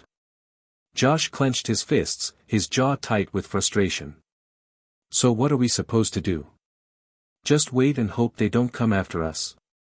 "Not exactly," Carter said, his eyes narrowing. "I need you to keep an eye on your school. If you can find out who's behind this, it might give us the leverage we need to bring them down." Malik felt his stomach twist. "How are we supposed to do that without getting caught?" Carter hesitated. "There's no easy answer. You'll have to be smart, stay under the radar. But I can't promise you'll be safe. If they're watching you, you need to be prepared for anything." Malik exchanged a look with his friends. The danger was becoming real, and the path ahead was uncertain. They were being asked to take on an enemy they didn't fully understand, but one thing was clear: if they didn't act, the consequences could be disastrous. As they left the warehouse, the reality of what they were facing started to sink in. Malik couldn't stop thinking about Carter's words. Someone inside their school was working with these hackers, feeding them information. But who could it be? Who among their teachers or administrators was involved in something so dark? "I don't trust him," Josh muttered as they walked down the empty street, the weight of the conversation still hanging in the air. "Carter. He's too calm, too collected. I don't think he's telling us everything." "Maybe he's just protecting us," Layla replied. He doesn't want to scare us, but we're already in too deep. I think we need to trust him for now. Malik rubbed his temples, trying to think. His mind was racing. We don't have a choice. If Carter's right, then we're stuck in the middle of this mess. But we have to find out who it is. We have to figure out who's been feeding them information. Kira, who had been unusually quiet, suddenly spoke up. What if it's someone we've known for a long time? Someone who's close to us? What if they've been manipulating everything from the start? The words hung in the air like a question they didn't want to answer. It was possible. It could be anyone, a teacher, an administrator, or even one of their own classmates. They had to be careful about who they trusted from now on. The next day at school, the group made a pact: they would watch everyone, trust no one, and keep their eyes open for any signs of suspicious activity. If anyone in the school was involved, they needed to find out who it was before it was too late. Malik couldn't shake the feeling that they were being watched, and it seemed like every corner of the school was filled with unseen eyes. Every hallway was a potential trap, every classroom a place where someone could be waiting to strike. But they couldn't let fear control them. They had to stay one step ahead. Malik spent the rest of the day covertly observing his teachers and classmates, looking for any signs of behavior that didn't match. But nothing seemed out of place, at least on the surface. The familiar faces in the hallways and classrooms felt like strangers now, each one a possible threat. When the final bell rang and Malik stepped out into the parking lot, he had no answers, just more questions. The game had become even more dangerous. And the enemy they were facing wasn't just invisible. It was someone they knew. The next few days felt like they were walking on a tightrope. Every step Malik and his friends took, every decision they made, was more crucial than ever. The sense of danger had grown exponentially since the meeting with Agent Carter. Now, they were in the thick of it, and there was no turning back. Malik could feel the eyes on him every time he entered a classroom or walked down the hall. It was as if the walls themselves were closing in on him. The school he had once considered a safe place was now a labyrinth of uncertainty. They were in a war, and they had no idea who their enemies were. That morning, Malik met with his friends in the corner of the library during lunch break. The group had agreed to meet in a place that was quiet, away from prying eyes. We need to do something, Malik said, his voice low but firm. We need to find out who's behind this. The longer we wait, the more dangerous it gets. Layla, who had been nervously tapping her fingers on the table, looked up. But how? We don't even know where to start. The FBI hasn't told us anything more. It feels like we're just running in circles. Malik shook his head. No, we're not. We know someone inside the school is involved. That's the first lead. We need to dig deeper, into the school's network, into anything we can access. Josh leaned forward, his eyes sharp. Are you serious? You want to hack into the system? That's how we got here in the first place. I'm not talking about hacking, Malik said quickly. I'm talking about digging through what's already out there. Information. There has to be something we can use to find this person. We have to be smarter than them. If we can access the right places, maybe we can uncover the connections. Kira nodded, her face thoughtful. That's risky. But it might be the only way. If we don't do it, we might never get the chance. Exactly, Malik said, feeling a surge of determination. We can't sit around waiting for someone else to save us. We're in this together, and we have to take control. They spent the rest of lunch discussing the plan in hushed tones, mapping out the risks and the steps they would need to take. It wasn't going to be easy. They needed to be discreet, and they needed to move fast. The longer they stayed in the dark, the closer they were to falling into the trap set for them. That evening, after everyone else had left the school, Malik, Layla, Josh, and Kira met once again at the school's back entrance.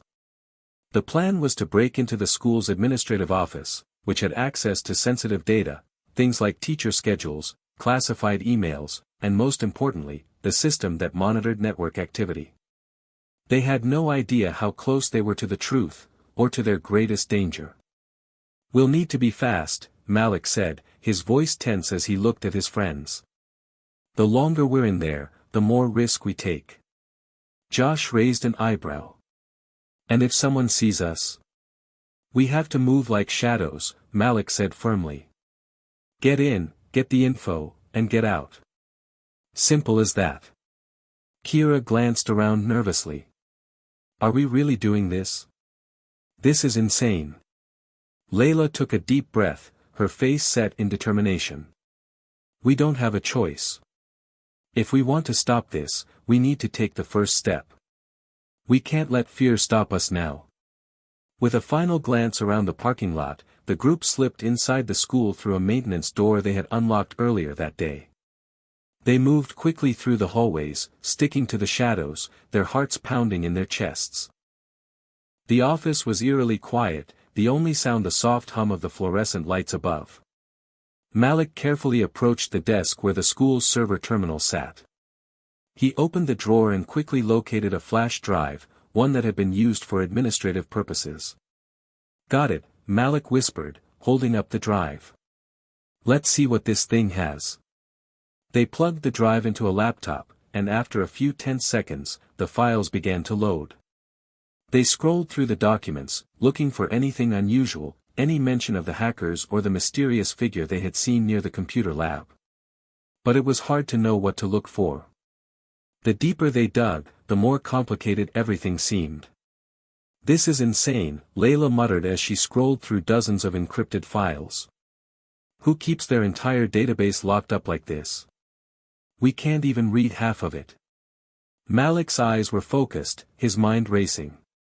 "There has to be something in here. Just keep looking." Then, something caught his eye. A set of emails, unmarked, buried deep in the system. The subject line was cryptic, Project Gateway. Malik clicked on it, and the contents of the email made his heart skip a beat. The email contained a list of names. Teacher names. Administrators. And one name stood out among the others, Principal Hillman.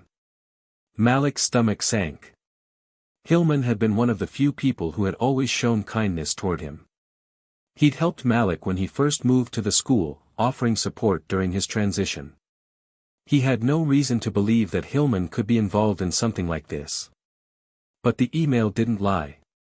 It was clear that Hillman had been in direct contact with the hacker group. It was the smoking gun they had been looking for. "This is it," Malik said, his voice shaking. "We have our answer. Principal Hillman is involved in this." Josh cursed under his breath. How is that even possible? He was supposed to be one of the good guys. "It doesn't make sense," Layla said, shaking her head. "But this means everything we've been doing is leading straight to him. He's the key." They all stared at the screen, trying to process what they had just uncovered. Principal Hillman was more than just a bystander. He was at the heart of the conspiracy, and the school's trust in him had been shattered. They knew now that they were dealing with something much more dangerous than a simple hack. This was a massive operation, and Hillman was the inside man.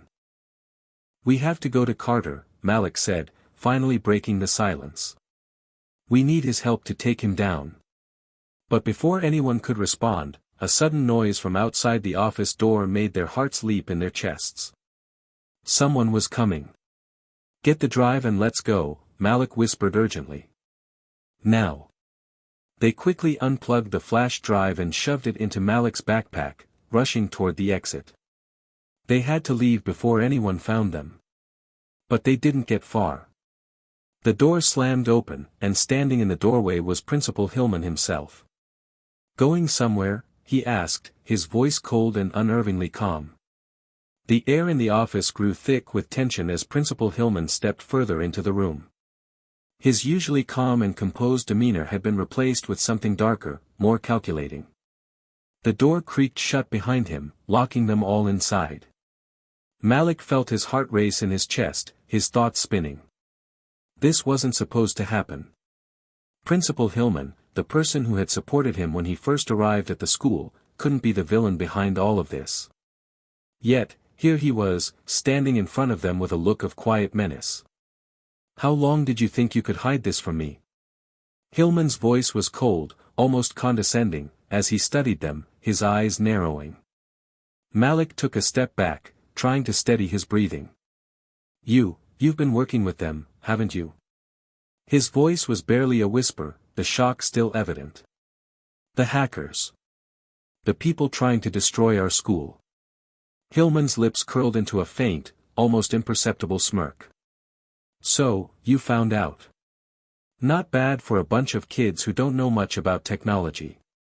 Layla stood frozen beside Malik, her eyes wide with disbelief. "But, you were supposed to be on our side. You helped us. Why are you doing this?" Hillman's eyes flickered with something that could almost be mistaken for regret, but it vanished in an instant. "You don't understand. You never could." Josh clenched his fists, his face a mask of fury. "Why? What could you possibly gain from selling out the school like this? You think this is about money?" Hillman chuckled darkly. "This is about power. Influence. The things that really matter. Your school, your future, none of that matters in the grand scheme of things." Malik's mind raced as he tried to piece everything together. He had always respected Hillman, he had been the person who had made Malik feel welcome when he first moved to this school. But now, standing before him, Malik realized the truth: Hillman wasn't just a part of the conspiracy, he was its architect. "Project Gateway," Malik whispered, the words tumbling out of his mouth before he could stop himself. "It was you, wasn't it? You were using the school as a cover for something bigger.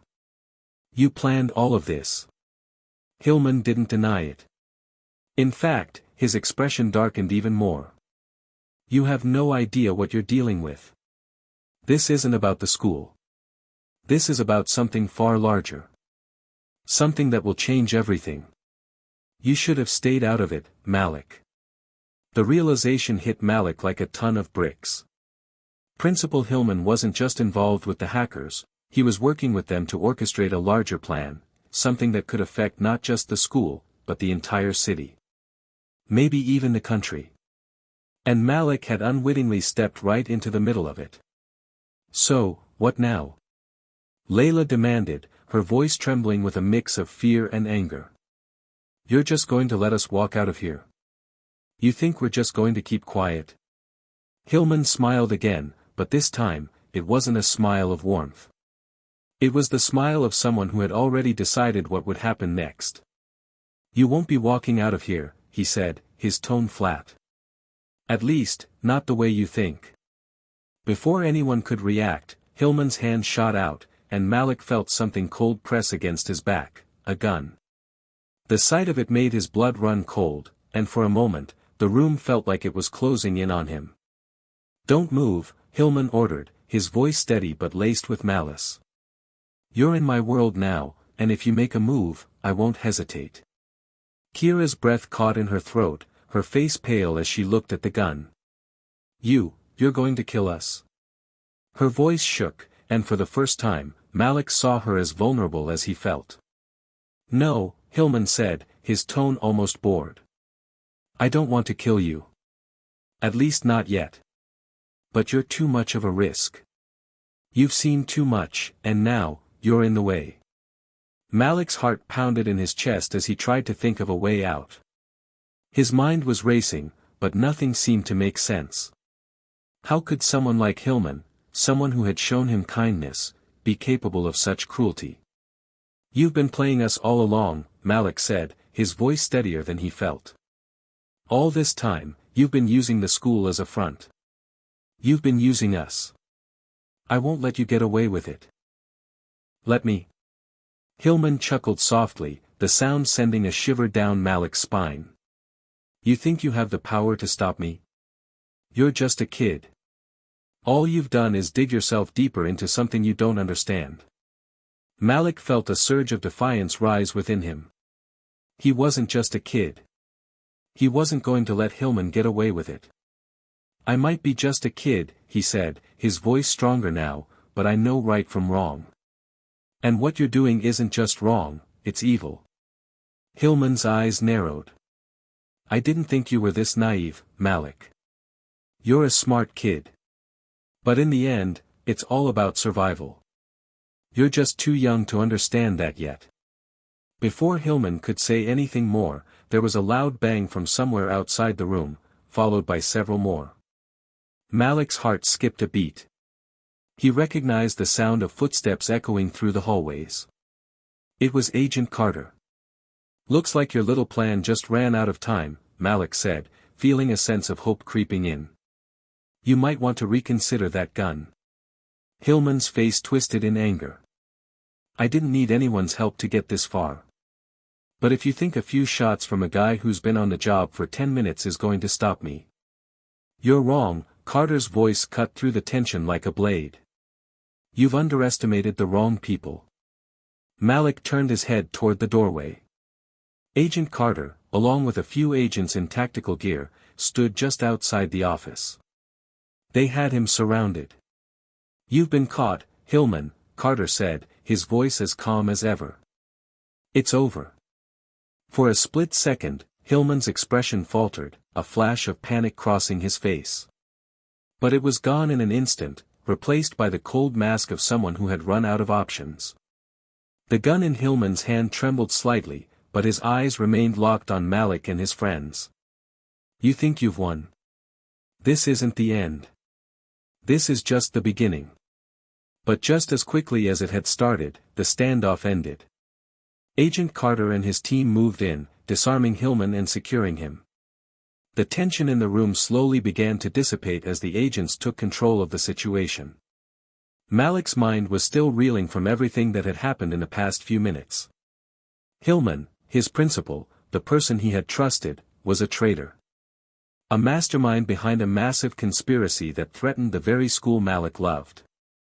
As Hillman was led away in handcuffs, Malik turned to his friends. Layla, Josh, Kira, they were all staring at him, their faces a mixture of shock and disbelief. "You did it," Josh said, his voice hoarse. "You figured it out." Malik nodded slowly. "We did it. But we're not done yet. We've still got a long way to go." The news spread like wildfire.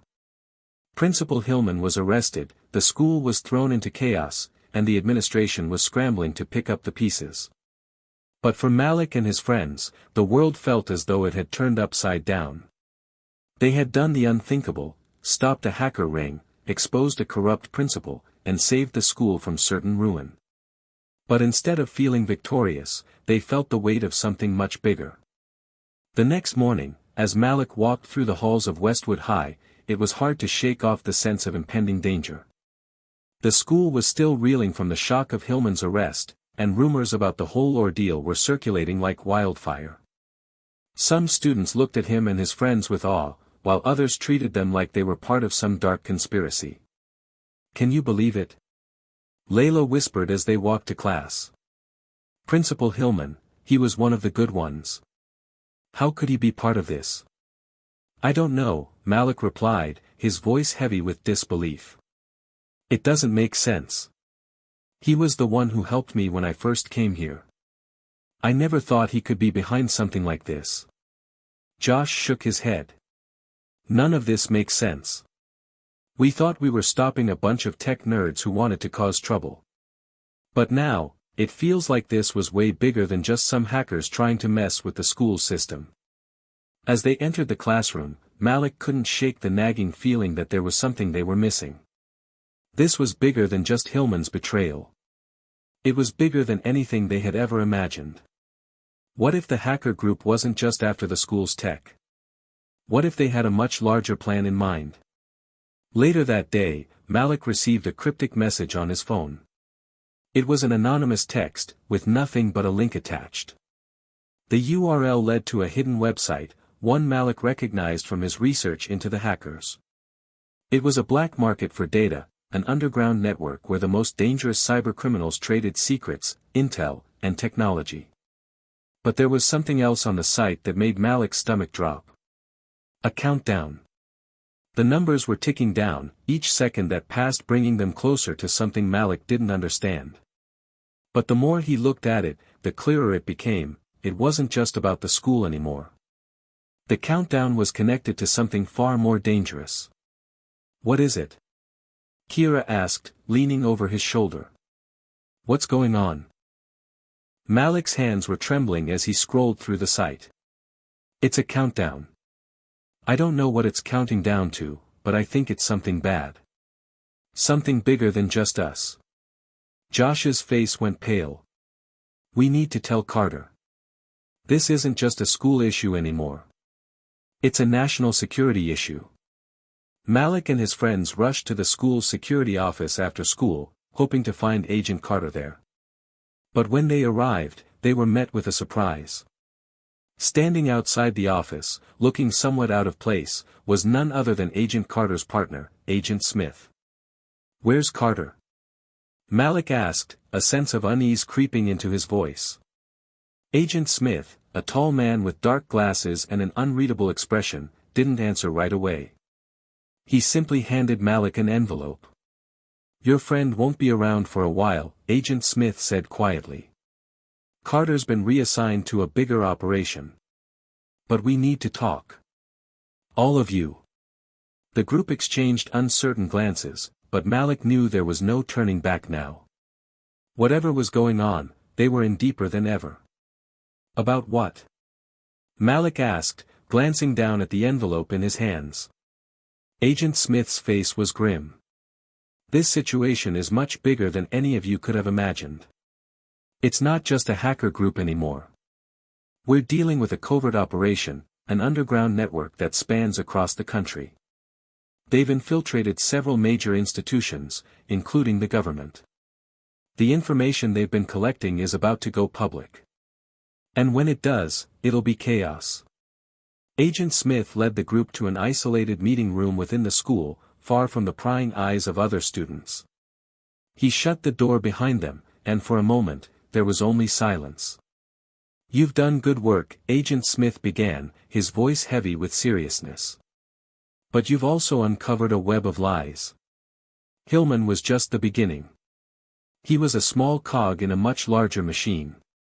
Why would Hillman be involved in something like this? Layla asked, her voice filled with confusion. What could he have possibly gained?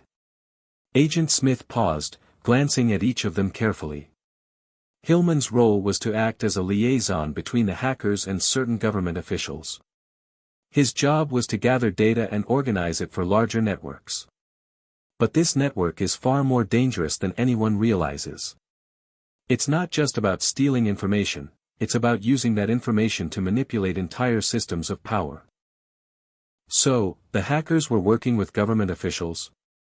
Josh asked, his voice full of disbelief. Yes, Agent Smith confirmed. This is a well-coordinated operation.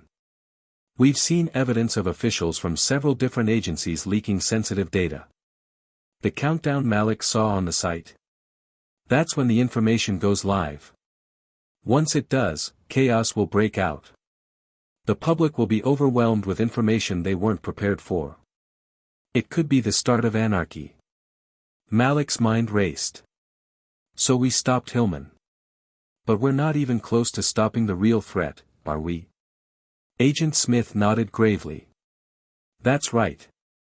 Hillman was just one piece. The real problem is much deeper.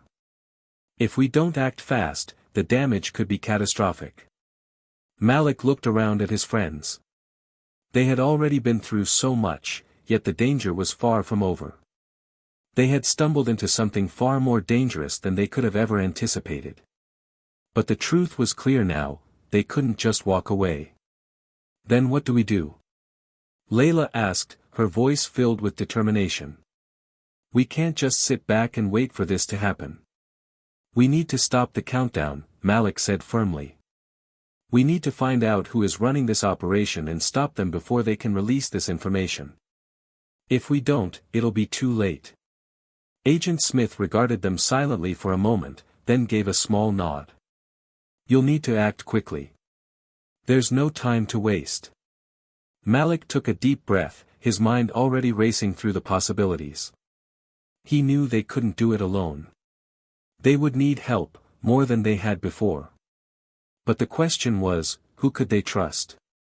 The gravity of what Agent Smith had just revealed sank deeper into Malik's chest with every passing second.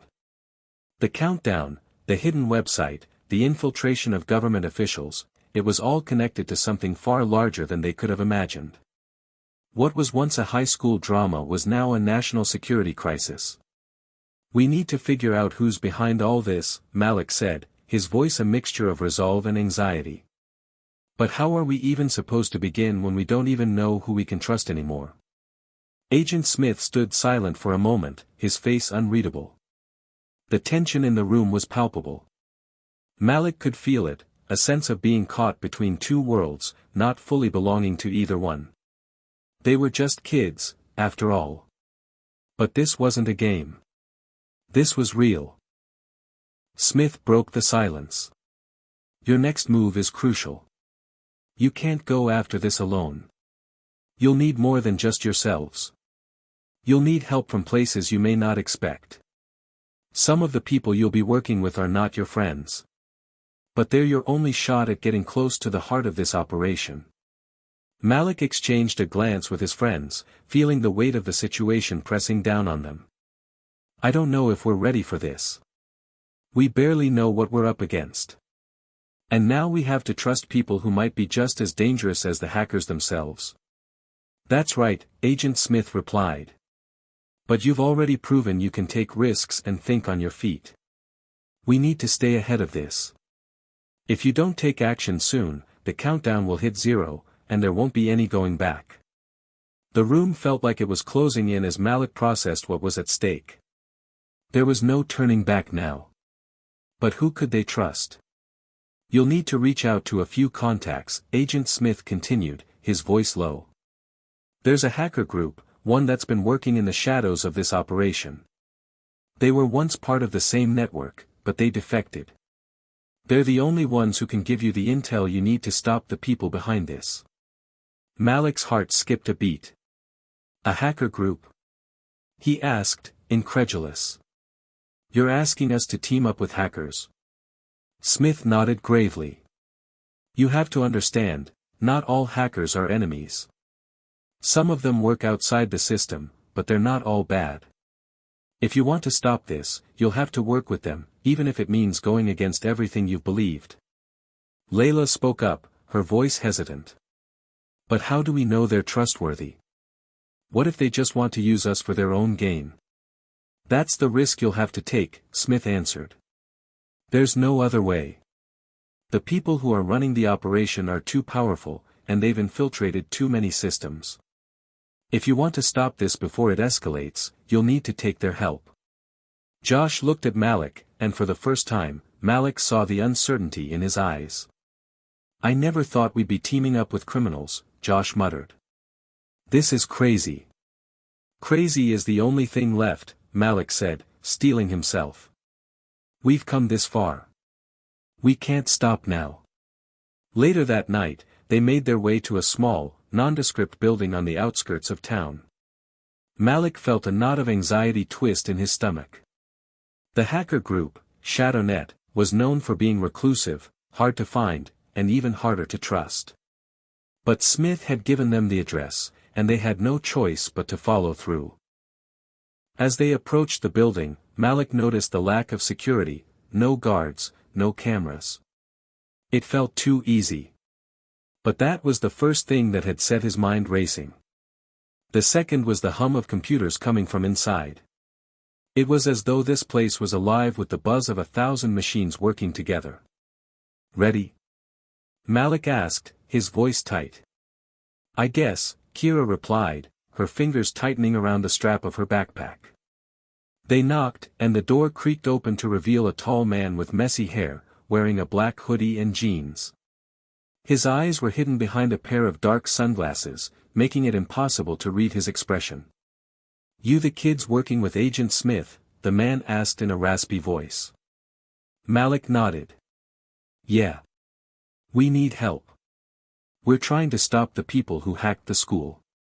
We need to know who's behind it all. The man stepped aside, motioning for them to enter. Come on in. But be warned, once you step through that door, you're part of something you can't walk away from. The inside of the building was dimly lit, with screens lining the walls. The faint glow from the monitors illuminated the faces of several other people, all wearing the same dark hoodies and sunglasses. Malik could feel the pulse of the room, the silent energy of people who lived in the shadows, working against the system in ways they couldn't fully explain. Welcome to ShadowNet, the man said. I'm Zero. Let's get straight to it. Malik, Layla, Josh, and Kira stood nervously, unsure of how to proceed. Zero didn't seem to care. He wasted no time. We know who's behind the hack. We know what's going down with the countdown. But you need to understand something, this is bigger than what you're seeing. This goes deeper than just the school and the government. This is an international operation. You're up against a network that stretches across borders, and they're not just about hacking.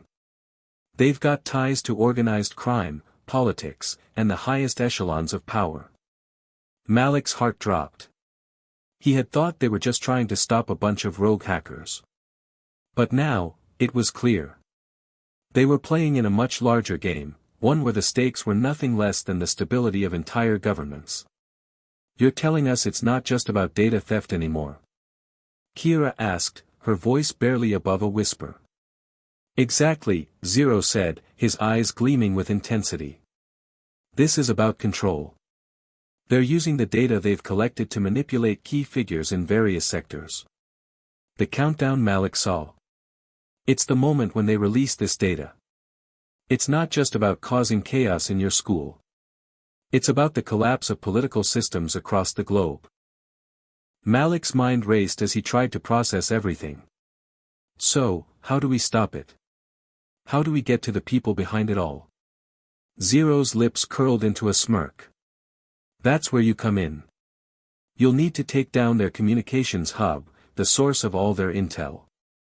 You disrupt that, and you take away their power. Zero outlined the plan.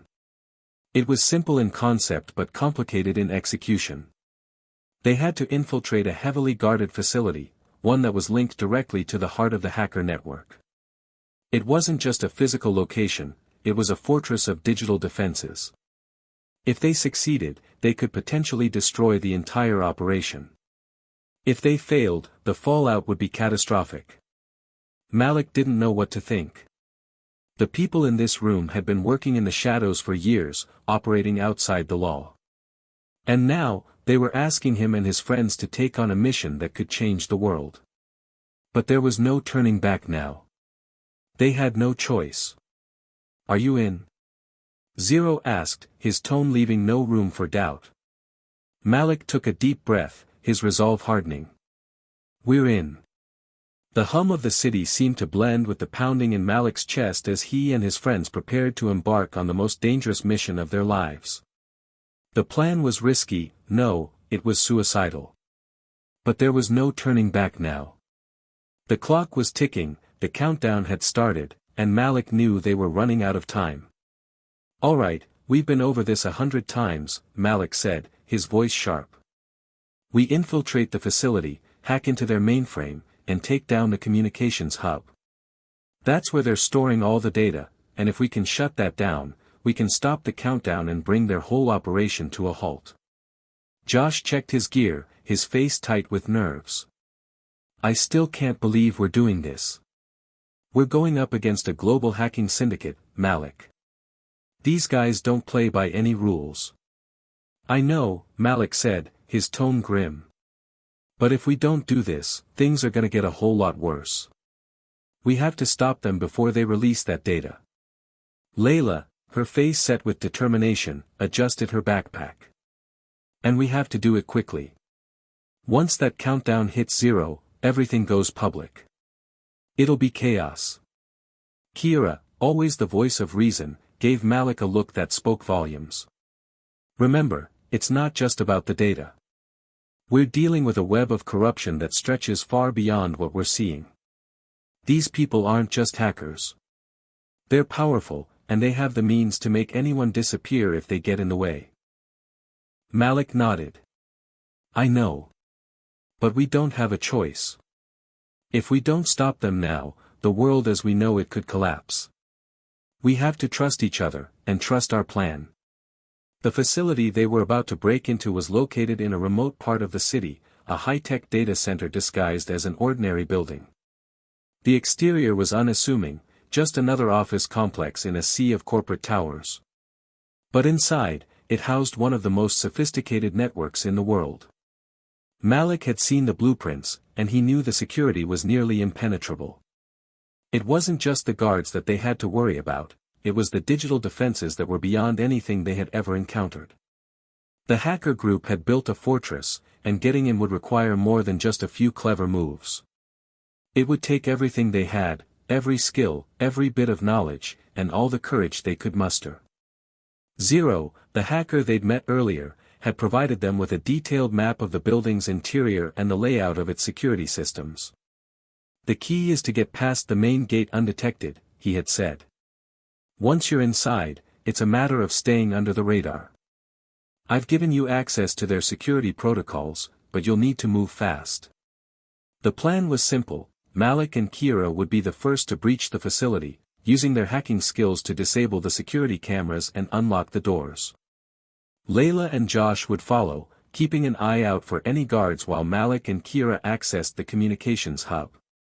From there, they would upload a virus designed to wipe out all the data stored on the servers. Malik felt a chill run down his spine as they approached the building. The night air was cold, and the only sound was the distant hum of traffic.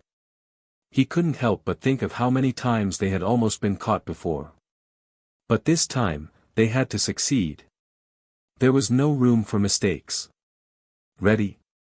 Malik whispered to Kira. She gave him a tight nod. As ready as I'll ever be. The two of them moved toward the back entrance of the building, their footsteps muffled by the concrete. Layla and Josh followed closely behind, their eyes scanning the perimeter for any sign of movement. Malik's heart pounded in his chest as they reached the door. Kira pulled out a small device, a portable hacking tool that Zero had given them. She connected it to the door's security panel and, with a few quick keystrokes, the lock clicked open. Nice work, Malik whispered, and Kira gave him a small, tense smile. They slipped inside, immediately greeted by the silence of the empty building. The hallways were dimly lit, casting long shadows on the walls. Malik's eyes darted around as he led the way, his mind racing through the plan step by step. Remember, stay quiet, stay focused, Malik murmured to his friends over the comms. We don't want any surprises. As they made their way deeper into the facility, Malik couldn't shake the feeling that something was off. The place was too quiet, almost unnervingly so. They had expected to encounter security guards, but the hallways seemed completely deserted. Where is everybody? Josh's voice crackled through the comms, his words tinged with concern. Don't know, Malik responded. But we need to keep moving. We're not here to answer questions. Just stick to the plan. They reached the first checkpoint, a set of security doors that led into the inner chambers of the building. Malik glanced at Kira, who was already working to bypass the security system. Her fingers flew across the device, inputting codes at lightning speed. We've got company, Layla's voice came through the earpiece. Malik's blood ran cold as he heard the unmistakable sound of footsteps echoing down the hallway. It was impossible to know how many guards were out there, but they were closing in fast. Do it, Kira, Malik urged, his voice sharp with urgency. Kira gave a small nod and, with a few final commands, the door unlocked. They hurried through, into the next section of the building. But just as they entered, the lights went out, plunging them into darkness. Malik's heart leapt into his throat as the sound of alarms blared to life. This is bad, Kira said, her voice tight with panic. I don't know what happened, but I didn't trigger the alarm. Doesn't matter. We need to move, Malik said, pulling out a flashlight. Layla, Josh, stay on alert. Kira, get to that server room. They ran through the darkened halls, the blaring alarms now a constant, deafening backdrop. Each step felt heavier than the last, the tension in the air palpable. Malik could feel the weight of the situation pressing down on him. He had to keep his friends safe, and they had to complete the mission. They reached the server room, and Malik breathed a sigh of relief. But just as they stepped inside, the door slammed shut behind them, locking them in. Malik spun around, his heart pounding. The lights flickered on, revealing a figure standing in the doorway, a tall man, dressed in black, with a cold, calculating expression on his face. "You're too late," the man said, his voice low and dangerous. The tall man in the doorway stood still, his eyes cold and calculating, his presence exuding an aura of danger. Malik's breath hitched in his chest as the alarms continued to blare around them. He could feel the weight of the moment pressing down on him. There was no turning back now. "Who are you?" Malik asked, his voice steady despite the adrenaline rushing through his veins. His heart raced as his fingers tightened around his backpack straps, ready for anything. This was the endgame. The man didn't answer right away. Instead, he stepped forward, his boots clicking on the floor with each deliberate step. "It doesn't matter who I am," he said, his voice low and menacing. "What matters is that you're too late. You think you can stop the countdown? You think you can save your precious school and the world from what's coming? You have no idea what you're dealing with." Malik felt a chill run down his spine. This was it. The man knew everything. But Malik couldn't let fear take over now. He had come this far, and there was no way he was backing down. "Tell us what we're dealing with," Kira spoke up, her voice surprisingly calm despite the situation. She was just as focused as Malik. "We know you're connected to the hack. You're working with the people who've been orchestrating this whole thing. What's your endgame?" The man smiled, but there was no warmth in it. "You think you can stop us with your little virus and your tech knowledge? You're too small, too insignificant. We've already infiltrated every part of the system. We're everywhere, controlling everything. When the countdown hits 0, the world as you know it will collapse." "You're wrong," Malik said, his voice firm. "We've already stopped your plan once, and we'll do it again." The man laughed, a low, mocking sound. "You don't understand. It's already too late.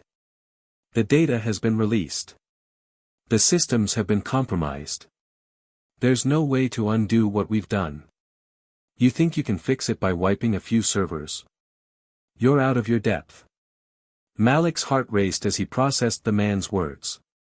Was it really too late? Had they failed? But no, Malik couldn't accept that. He had come too far, and there had to be a way to stop this madness. 0, Malik muttered under his breath. 0 had given them a plan, had prepared them for this moment. They had everything they needed to bring down the operation, except for one thing, a way to fight the man standing in front of them. As Malik was about to speak again, Layla suddenly moved, her eyes blazing with fury. "We're not giving up," she said, her voice resolute. "You might think you've won, but you've underestimated us. We might be just a few high school kids, but we've already stopped you once. We can do it again." The man's smirk faltered for a moment, but he quickly regained his composure. "You're wasting your time," he sneered. "You'll never stop us." But Malik could see it now. The man was panicking. They had him on the ropes. "Layla's right," Malik said, his voice growing stronger. "You may have started this, but we're the ones who will end it." He turned to Kira, who was already working at the console, her fingers moving rapidly across the keyboard. "Kira, get that virus activated. We need to shut them down now." "I'm on it," she said, her voice steady despite the situation. Her hands flew over the keys, bypassing the security protocols as if she'd done it 1,000 times. She was in the zone now, focused entirely on the task at hand. Malik's heart raced as he watched her work. He knew this was the moment of truth. If Kira could get the virus in, they could stop the operation. But if they failed? Malik didn't even want to think about what would happen. As Kira worked, the man stepped closer to Malik, his eyes narrowed in anger. You don't understand what's at stake. The world is on the brink of a new order. We've already started the collapse. You can't stop us. Malik stood his ground. I'm not trying to stop a new order. I'm trying to stop people like you from destroying everything. You don't get to control people's lives just because you think you're above them. The man's expression darkened. You have no idea what you're up against. This isn't just about power. This is about creating a new world, one where we control everything, every piece of information, every piece of data. You think you can stop that with a virus? You're pathetic. That's where you're wrong, Malik said, his voice cold. We don't need to control the world.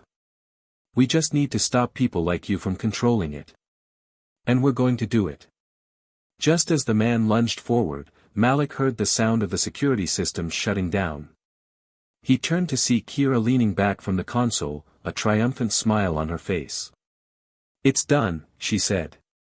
The virus is in. The data's wiped, the servers are crashing. They've lost everything. The man's face twisted in rage as he turned to the screens. But it was too late. The countdown had been halted, the systems collapsing in on themselves. Malik had done it. They had done it.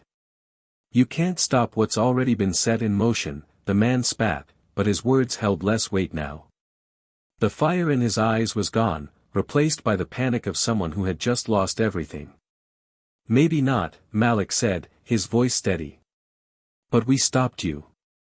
And that's enough. The building's alarms died down, and the lights flickered back to normal. The mission was over. The data had been destroyed. The threat had been neutralized. As they walked out of the facility, the cool night air hit Malik's face, and he took a deep breath, feeling the weight of everything that had happened over the past few weeks. They had done it.